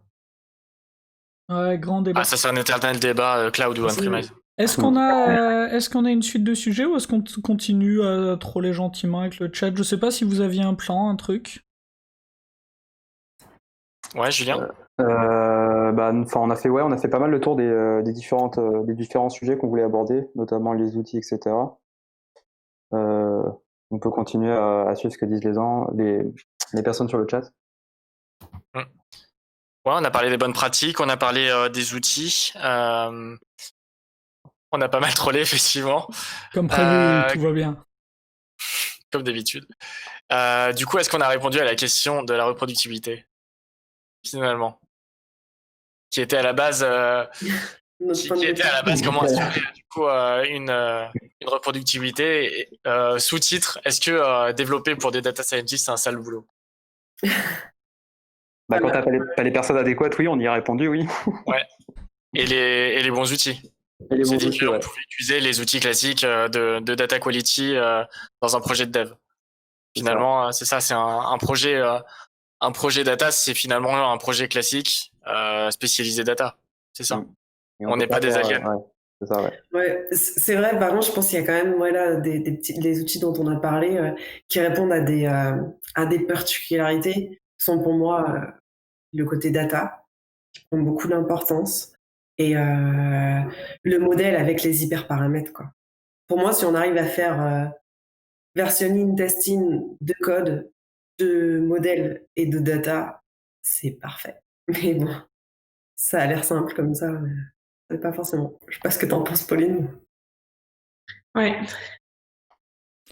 Moi, j'ai du mal à voir le liant dans tout ça. Est-ce que vous pouvez me refaire la chaîne avec ce qu'on s'est dit j'ai mon data scientist, il a fait un truc, il en est trop content sur son poste. Ça works on his computer. Ah, c'est en prod. Ouais, je pense que le projet parfait, c'est celui qu'a dit Pauline tout à l'heure. t'as effectivement ça, un notebook, un data scientist, et puis après allez, on va dire un MLOps qui va travailler de pair avec ce data scientist, c'est bien ça? Et qui va, compléter si je me trompe, et qui va du coup industrialiser ça avec un exécutable Python, qui va versionner le tout avec MLflow, qui va mettre tout ça derrière une API, Donc ton éventuellement distribuable grâce à Docker et Kubernetes. Concrètement, ton data scientist, tu lui as appris à faire 4 commandes Git pour survivre et pour push des trucs. Eh ben non, c'est le piège. C'est qu'on disait tout à l'heure que ça serait plutôt le rôle du MLOps. Non, mais surtout qu'il travaille pas sur Git, c'est ça aussi. C'est que s'il fait du notebook, il n'y a pas de Git, quoi. Enfin, c'est ce que tu disais tout à l'heure, Anastasia, c'est que chacun son métier. C'est Python qui gère ça. Je sais pas comment ça marche, mais ça peut quand même se mettre en place. Oui, enfin, ça peut. Le versioning de notebook existe aussi, mais il faut. Enfin, c'est plus difficile dans le sens où si on versionne le notebook en tant que tel, ça va être difficile de faire la différence entre deux versions de notebook. Ça emporte plein de choses. Mais par contre, on peut le versionner comme un fichier Python. Mais voilà, il faut travailler pour ça. C'est un workaround, ça marche pas. Ok, donc tout seul. Après, il existe des librairies qui le font. On n'a déjà pas de mécanique de suivi de version du truc de base qui permette de le sortir du poste de la personne qui l'a fait et à aller vers une revue par un pair qui soit facilement exploitable, c'est ça? Déjà, cette première étape-là pose problème. Déjà, c'est plus complexe que pour de la programmation classique, ouais. Ok. Donc, admettons, on arrive à avoir quelque chose qui permet, bon gré mal gré, de faire une revue. D'échanger dessus, de savoir ce qui se passe. Enfin, moi, je transmets aux devs, au monde que je connais. Ensuite, moi, dans mon monde, il y a une CI qui s'est lancée, enfin, qui s'est même lancée avant, qui a fait des builds et des validations automatiques, qui a rebuildé, qui a vérifié que c'était reproductible, qui a joué des milliers de tests, et qui m'a fait un rapport et qui a fait ça en moins de 10 minutes. Là, on en est où dans ce monde-là de la data? Ça dépend des projets. Non, ça dépend des projets. Moi, j'avoue que j'ai des tests, mais c'est pas aussi évident. Je pense que ça teste moins malgré tout, mais aussi parce que moi, ce que je vois aussi, c'est que les gens ont plus envie de tester leur modèle et leurs données que leur code. Et tester le modèle et les données, je trouve ça plus lourd, ça se met pas exactement au même endroit, etc. En fait, j'ai l'impression que tout est plus compliqué en industrialisation. Pauline, il me semble que tu avais une pyramide des tests dans la data, non, quelque part? Oui. Tu peux nous la remontrer, nous réexpliquer ça? Si tu l'as sous la main. Je l'ai pas sous la main. Mais c'est de toute façon, c'est sur Internet, hein, c'est dans l'article sur le blog de Martin Fowler, il me semble. En gros, c'est juste de dire que dans un dev classique, la source de changement, c'est uniquement le code. Tu vas, en gros, voilà, qu'est-ce qui va changer? C'est le code, tu vas vouloir corriger un bug, tu vas vouloir faire une nouvelle feature ou améliorer les performances. Par contre, quand tu parles de data science, la source de changement, tu as 3 sources de changement en fait. Tu as la donnée, donc la donnée, elle évolue au cours du temps, forcément. Tu as le code, puisqu'on dit bien qu'on a besoin de code, et tu as aussi le modèle. Et du coup, tu as 3 sources de changement. Donc ta pyramide de tests, elle peut plus être uniquement sur le code, elle est sur ces 3 éléments. Donc tu vas avoir une mini pyramide de tests pour la donnée, une mini pyramide de tests pour le code et une pyramide de tests pour le modèle. Et tout ça, ça va se regrouper en une grande pyramide. Et en fait, c'est là où c'est très compliqué. C'est que en data science, tu peux pas appliquer ce que tu connais dans du code classique puisque tu as 3 sources de changement. Et Fizben, tout dépend ce que tu veux automatiser. Moi, mon but, c'est le même qu'en dev. C'est entre le moment où j'ai fini de travailler, j'ai de la valeur, et le moment où c'est en production, je veux qu'il se passe le délai le plus court possible. Et ce délai se compte en moins, c'est pas des jours, c'est moins que des jours. Donc, il faut que tout soit automatisé pour que je sois suffisamment confiant pour relivrer, parce que je veux pas stocker des trucs. C'est comme en dev. Moi, c'est toujours ça mon objectif. Parce que si j'ai de la valeur, si j'ai quelque chose qui apporte de la valeur à mes utilisateurs, ça sert à rien que ce soit sur des serveurs où les utilisateurs n'ont pas accès. Ou sur le poste de quelqu'un. Ça me sert à rien. Je veux que ce soit en prod. Donc voilà, moi c'est le but. Euh, mais je comprends que bah, c'est triplement compliqué. D'autant que, je me trompe peut-être, mais j'ai l'impression que l'outillage manque de maturité quand même. Complètement. Ouais, c'est vrai que c'est un domaine un peu plus jeune que le dev classique, effectivement. Il manque le guide de la data, quoi. Déjà. Il y a plusieurs outils, mais il n'y en a aucun qui se démarque complètement. Il y a plusieurs manières de faire. Ouais, clairement, c'est pas encore mature. Bah, comme tu disais, c'est adapté au cas par cas, quoi. C'est un métier. C'est pour ça que prendre un full stack au hasard et le former au métier, c'est un peu plus compliqué. Ok. Ok, je vous laisse regarder un peu les questions, répondre. Moi, C'est vrai qu'on n'a pas parlé des tests unitaires. On en a, ouais. On l'a abordé tout à l'heure rapidement avec Nastasia qui disait qu'elle faisait complètement ses tests dans un notebook. Et Ah, du coup, c'est pas là, automatisé. ouais, non, du coup, c'est pas automatisé. Si, c'est automatisé. Le notebook, à chaque fois qu'on fait un build, le notebook se déploie et le notebook est lancé. Aïe. Alors, on ruse jusqu'au bout. Ah oui, d'accord, mais ouais. J'ai du mal à voir ce que ça donne en termes de maintenabilité. J'ai l'impression que c'est juste impossible. C'est plus dur à maintenir. Quand t'as un bug, quand t'as un test qui plante, t'es jamais content, mais là, t'es vraiment pas content. Enfin, moi, c'est le ressenti que j'ai eu, c'est un ressenti personnel. C'est plus dur à maintenir. Est-ce qu'il faut tout tester? Est-ce qu'il faut tester le code, la donnée, le modèle? Comment ça marche? Ouais, est-ce que... Moi, j'aurais tendance à dire oui. Après, tu peux peut-être pas mettre le même niveau de test dans les trois. Mais comment vous pouvez qualifier aussi que ce que vous avez écrit comme test, c'est fiable, etc., et que ça teste vraiment bien vos fonctionnalités, vos modèles, vos données, etc., quoi. Enfin, c'est au doigt, c'est quoi? Je revois un peu ma question parce que finalement, en code, c'est pareil, j'ai envie de dire. En modèle, de toute façon, les data scientists vont le faire naturellement, même si t'es pas intéressé par l'industrialisation, parce que tu veux quand même que ton modèle il performe au moins à un moment donné. Après, le truc, c'est de le rendre constant, cette manière d'évaluer ton modèle. Et les données, c'est sans doute là où c'est le plus complexe, je pense. À chaque fois qu'on parle de test et qu'on se demande est-ce qu'il faut tout tester, j'aime bien citer quelqu'un qui dit I get paid for code that work, not for tests.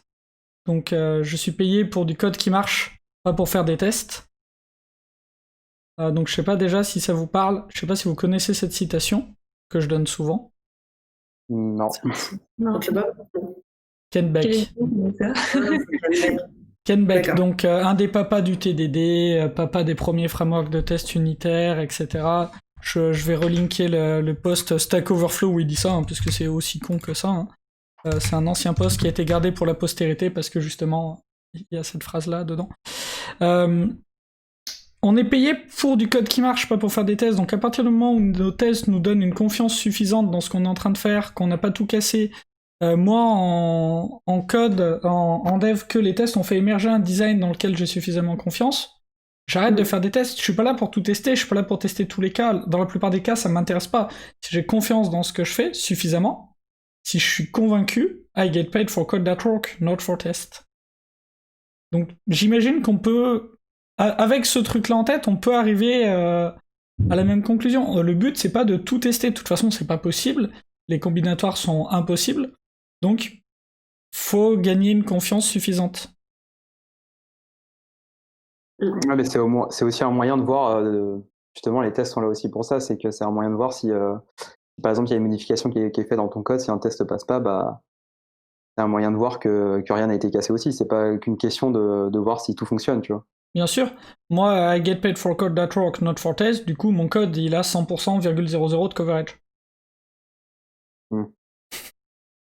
Pourtant, on me paye que pour le code qui marche. Mais pour avoir confiance dans ce code, pour avoir une confiance suffisante dans ce code, en dev, encore une fois, parce que c'est, j'ai l'impression, beaucoup plus facile, mais c'est mon boulot, donc je parle de ce que je connais. Moi, j'arrive à ce résultat, mais à aucun moment, le but, c'est d'avoir 100% de coverage. Je m'en fous. Il se trouve que, en construisant mon code, j'arrive à ça. Alors il y a Super Marie qui dit mais la confiance c'est très subjectif. Effectivement, le codeur du dimanche il va dire moi j'ai confiance en mon code. Le truc va planter direct. C'est un bon exemple. Qui c'est qui disait, je crois qu'il y a une citation aussi qui disait les gens intelligents doutent d'eux en permanence et les idiots sont extrêmement sûrs d'eux. Du coup c'est contradictoire avec ce que tu viens de dire. Est-ce que Ken Beck est plutôt idiot ou plutôt intelligent? Plutôt ça va. Je pense qu'il doute beaucoup. Oui, il doute énormément, mais plutôt ça va. Mais c'est vrai qu'en code, alors toi Nas, bah justement t'en as parlé, j'ai linké ta conf tout à l'heure, j'ai linké vos confs à toutes les deux, hein, Pauline et Nas. Tu disais voilà, moi je suis passé de dev à data et j'ai voulu reproduire ça, j'ai voulu reproduire du TDD, j'ai voulu reproduire ces méthodos, j'ai voulu faire émerger des choses, j'imagine, parce que je rappelle, alors on le dit souvent sur cette chaîne, mais on n'a pas le même public habituellement. TDD c'est pas une méthodologie de test, TDD c'est une méthodologie de design. Une fois que tu as fini ton design, tu peux détruire les tests, TDD aura quand même eu de la valeur. Tu commites pas tes tests, c'est pas grave. TDD, c'est quand même rentable. Y'a aucun problème. Le fait qu'on ait des tests et qu'on ait 100% de coverage, c'est un effet de bord de TDD. Mais ça, c'est quand on fait du code. Et j'ai l'impression que c'est non seulement c'est pas dans les normes, mais de toute façon, c'est pas dans les normes en dev non plus. Mais là, c'est même pas envisageable en fait. C'est même pas possible. Je me trompe ou pas? C'est beaucoup plus difficile de formuler ces tests dans la data avec des modèles. Tu peux pas faire ton classique ton classique schéma de test où tu dis voilà j'ai ça, si jamais j'appelle telle fonction, enfin tel modèle du coup, j'ai ça en résultat. Il y a des boucles de feedback, c'est un peu plus compliqué. Ouais, ce qui marche bien, par exemple, en TDD, ça va être tout ce qui est feature engineering.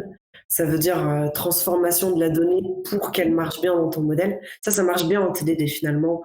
Finalement, ça reste un peu du code classique, on va dire. Par contre, c'est vrai que je te rejoins, Vincent.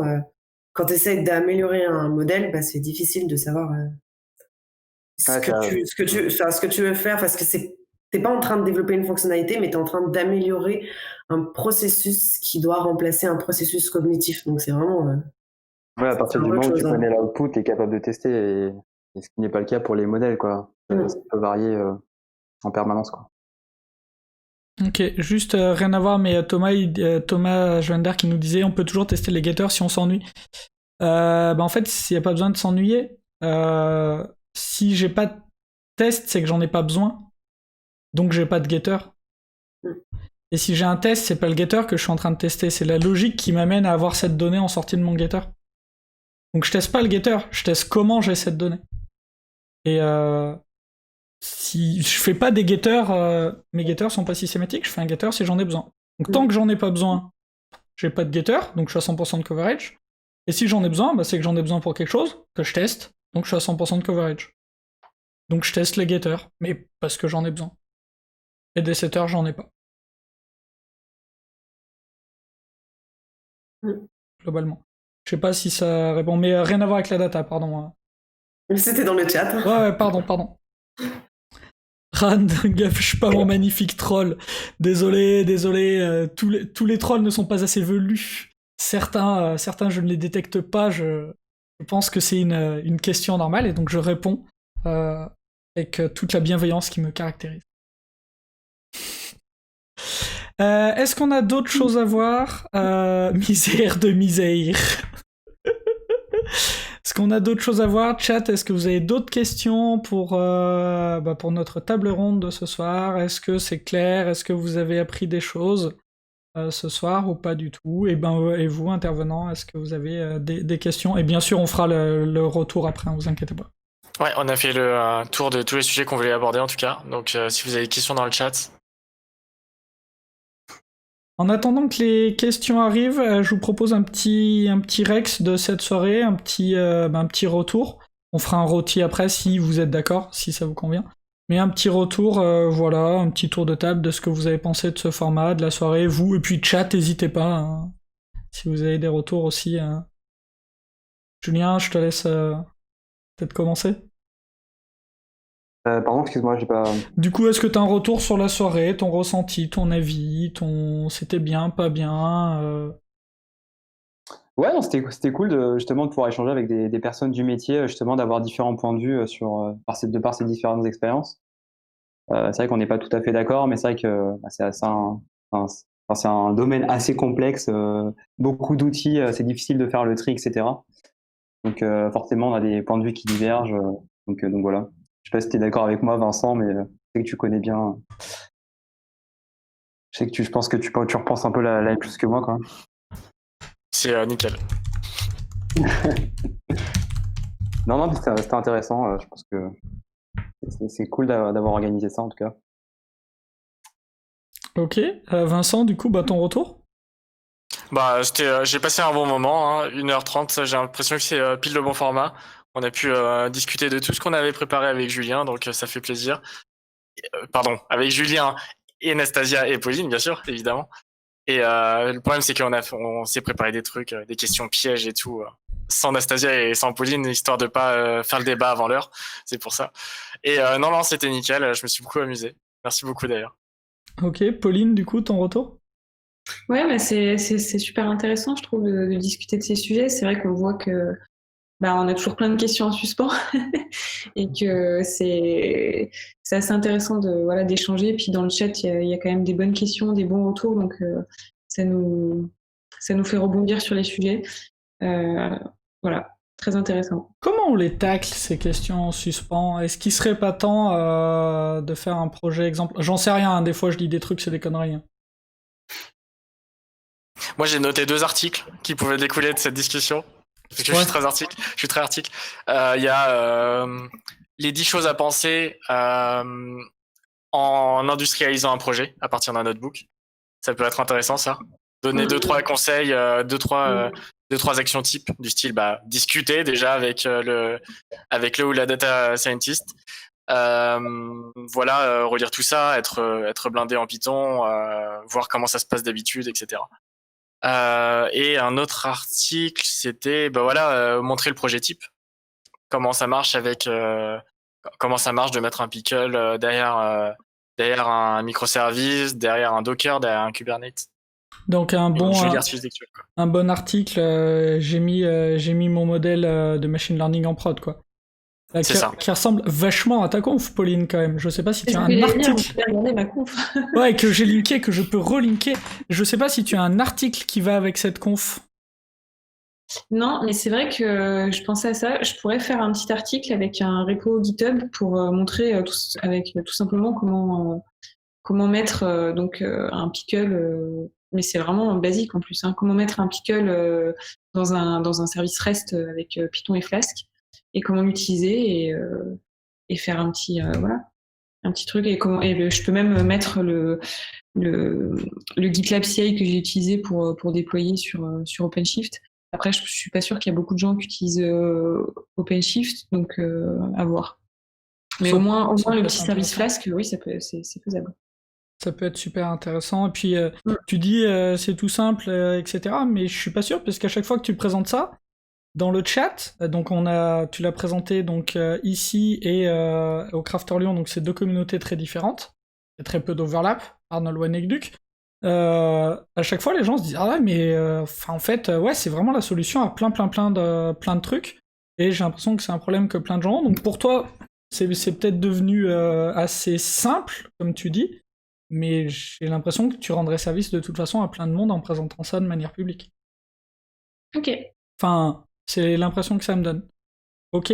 J'ai relinké le replay des crafters. Et toi, Nas, du coup, cette soirée, cette table ronde?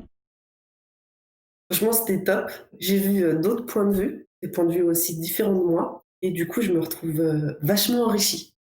Bon, cool. Et toi, Colin? Moi, j'ai essayé de pas trop parler et de troller avec le chat. Voilà, donc j'ai raconté des conneries dans le chat, ça je sais faire. J'ai fait plein de fautes d'orthographe, je pense, ça je sais faire. J'ai pas trop parlé data, j'ai pas toujours écouté ce que vous disiez, hein, qu'on soit d'accord. Parce que je parlais d'autres choses, je gérais d'autres trucs à côté. Mais c'était intéressant. J'ai apprécié, j'ai retrouvé effectivement vos talks, Nas et Pauline, auxquels j'avais déjà assisté.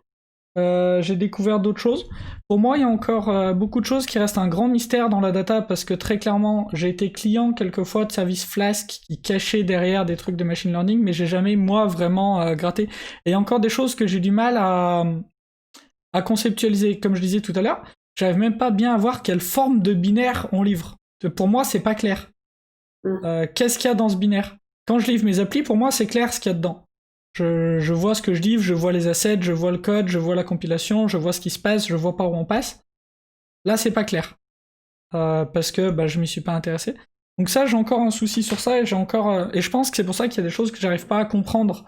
Par exemple, pourquoi on n'arrive pas à prendre les outils du dev et à les appliquer. Alors, vous m'avez apporté de très bons éléments de réponse, du type, si tu mets ton modèle dans un Git, bonne chance pour faire tes diffs. C'est un très bon élément de réponse. Mais voilà, pour moi, il y en a d'autres. Il y a d'autres choses que je comprends pas encore parce que c'est pas mon métier, c'est pas mon domaine, et je comprends pas tout. Mais c'était intéressant, j'ai appris des choses. J'ai bien aimé. Moi, je suis toujours content quand il y a des lives qui s'organisent et que j'ai pas à m'en occuper. Ça me va très très bien. Donc merci beaucoup d'avoir géré tout ça et que j'ai rien eu à faire. Ça, c'est très cool. Donc il y a Jorm qui entend parler d'un article, d'un repo, il disait faut faire un second live. Donc j'ai vu tout à l'heure que tu voulais un live d'une ou 2 heures de plus, donc j'imagine sur les mêmes sujets, peut-être pour pousser plus ou pour tirer d'autres branches de la discussion, n'hésite pas à nous dire, Jorm, peut-être ça nous donnera des idées. Non. C'est vrai ça d'ailleurs, il y a pas mal de gens qui n'étaient pas forcément initiés à la data ce soir. Peut-être que vous avez trouvé des trucs un peu flous ou au contraire, est-ce que vous avez appris des trucs? Et toi, Colin, est-ce que tu as appris des trucs? Ouais, moi j'ai appris des trucs.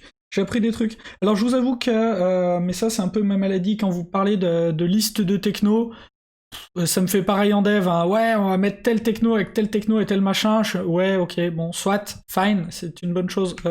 Les méthodologies avant les technologies. Mais par contre, j'ai appris effectivement, c'est un peu plus clair pour moi, qu'est-ce qu'on livre, qu'est-ce qu'un modèle, pourquoi c'est compliqué, pourquoi la reproductibilité c'est une galère. J'ai compris que on met en prod du code de gens qui codent pas, dont c'est pas le travail.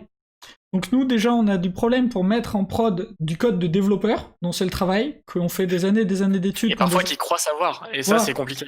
Et on le met en prod, et des fois c'est une guerre mondiale nucléaire et tout ce que tu veux, et c'est des gens dont c'est le travail. Et là, on est sur des gens dont le travail, c'est les mathématiques et les statistiques, et les problématiques de code et d'algorithmie, ça leur passe, mais à 200 000. Et pour avoir échangé plein de fois en dehors du boulot avec des gens qui ont ce profil-là, je comprends les challenges que ça peut représenter de livrer ce code, mais je comprends aussi la valeur que ça peut apporter, puisque moi, mon niveau en maths est éclaté au sol, et donc je comprends que des gens qui sont très forts en maths, qui comprennent vraiment tout ça, peuvent apporter une valeur vraiment folle au quotidien des utilisateurs. Et donc, j'ai envie de dire, c'est presque c'était un peu la remarque de Fizben, c'est entre guillemets à nous, alors je me mets dans les techos, les gens qui aiment beaucoup toute cette partie code, de trouver un moyen de leur permettre de délivrer cette valeur. Parce qu'ils ont des choses à raconter, ils ont des choses à faire, ils ont des choses à apporter, et on peut pas leur demander de faire de la veille, et s'ils veulent, si, mais on peut pas leur demander de passer autant de temps que nous sur ces problématiques-là, parce que les journées ne font que 24 heures pour tout le monde. Donc c'est à nous de trouver des moyens pour leur permettre le plus simplement possible de mettre en production de la valeur. Du coup, mettons des notebooks en production. Bonne soirée. Pardon, j'arrête avec ça. Ça fait 3 fois. Ça sera la conclusion. Non, c'est un troll. Donc Super Marie qui nous disait qu'elle avait appris des choses, Gnu qui nous dit c'est encore un peu flou sur des points un peu comme Colin, je suppose, mais c'est normal parce que j'ai pas été confronté à ça dans mon quotidien. Ouais, c'est un peu pareil. Moi tu m'exposes un web service et tu me dis tu m'appelles avec ça et je te rends les trucs que tu veux, c'est des choses que je comprends. Le reste est un peu plus complexe. Ok, est-ce qu'on a d'autres choses à dire ou est-ce qu'on fait un rôti, si ça vous va? Donc un return on time invested, une note de 0 à 5. Pour savoir le temps investi sur cette soirée, ce que vous en pensez. Yes, on fait, donc dans le chat, et nous on va le faire en visio parce que on n'est pas des gens bien, on fait pas de CR, des rôtis, nous. Mais voilà. Donc le chat 0, vous avez vraiment perdu votre temps, vous demandez ce que vous foutez là, du coup fermez l'onglet. Voilà, sincèrement. Et 5, vous avez vraiment passé une soirée trop cool, vous avez appris trop de trucs, 3 étant le milieu. Voilà. Je vous laisse voter, tranquillou, puis nous on va voter. 3, 2, 1. Pour moi Allez, c'est un 4. 4, allez, petit 4. 4, 5. Ok, nickel, on a 4, 5... Donc, ah, Reed, t'étais là, mais oui, mais Reed in the Wind, t'es tout le temps là, en plus, je le sais que t'es tout le temps là, mais si tu parles pas, je le sais pas que t'es là. Faut montrer maintenant que t'as un super diamant, trop classe. Maintenant, il a un diamant en plus, il est magnifique ce diamant, et il parle pas. Bonsoir. Ok. Bon, écoutez, il est temps de faire les annonces. Alors, d'habitude, je suis pas bon sur le planning, ça arrive à l'arrache au dernier moment. Là, je suis pire que pas bon. Puisque pour la semaine prochaine, j'ai une seule des 2 sessions, l'autre elle est même pas calée, j'ai rien. Du coup, si vous voulez venir parler de trucs, si vous voulez venir faire quelque chose, bah n'hésitez pas à me contacter. C'est avec grand plaisir. Mais il y a quand même une section qui est calée le 5. Alors bon, je suis pas sûr, enfin vous venez vraiment si vous voulez, c'est encore un truc de GNUC. Encore un machin. Non, pardon, j'arrête. Pas de collègue bashing. Donc, une session qui s'appelle Atomic Design in Real Life, créer ses composants graphiques. Donc, avec la mise en place de Pattern Library, ça va parler de TQI, tout ça, je pense. Donc, on est un peu à l'autre bout du spectre de ce soir, je pense. Vraiment à l'autre bout. On était avec les gens qui faisaient du HDFS, du Spark distribué et qui se demandaient qu'est-ce que je vais bien pouvoir livrer et GNU qui va faire quelle teinte de bleu je mets et comment je fais mes flexbox. T'inquiète pas, on va venir troller, on va mettre de la data dedans, ça va exploser. Ça va bien se passer. Mais voilà, et donc c'est GNU avec Mathieu, je crois. Mathieu que vous n'avez pas encore vu sur ce live. C'est ça, c'est avec Mathieu que tu fais la session. J'ai un doute. Ouais, c'est avec Mathieu. Non, mais venez, ça va être cool. Ah, et j'ai pas dit, c'est c'est pareil, c'est 19-21. C'est les mêmes horaires que ce soir. Et pour l'instant, on n'a pas d'autres lives de Calais, je vous ai dit, je suis large sur la planète. Voilà, un mot de la fin.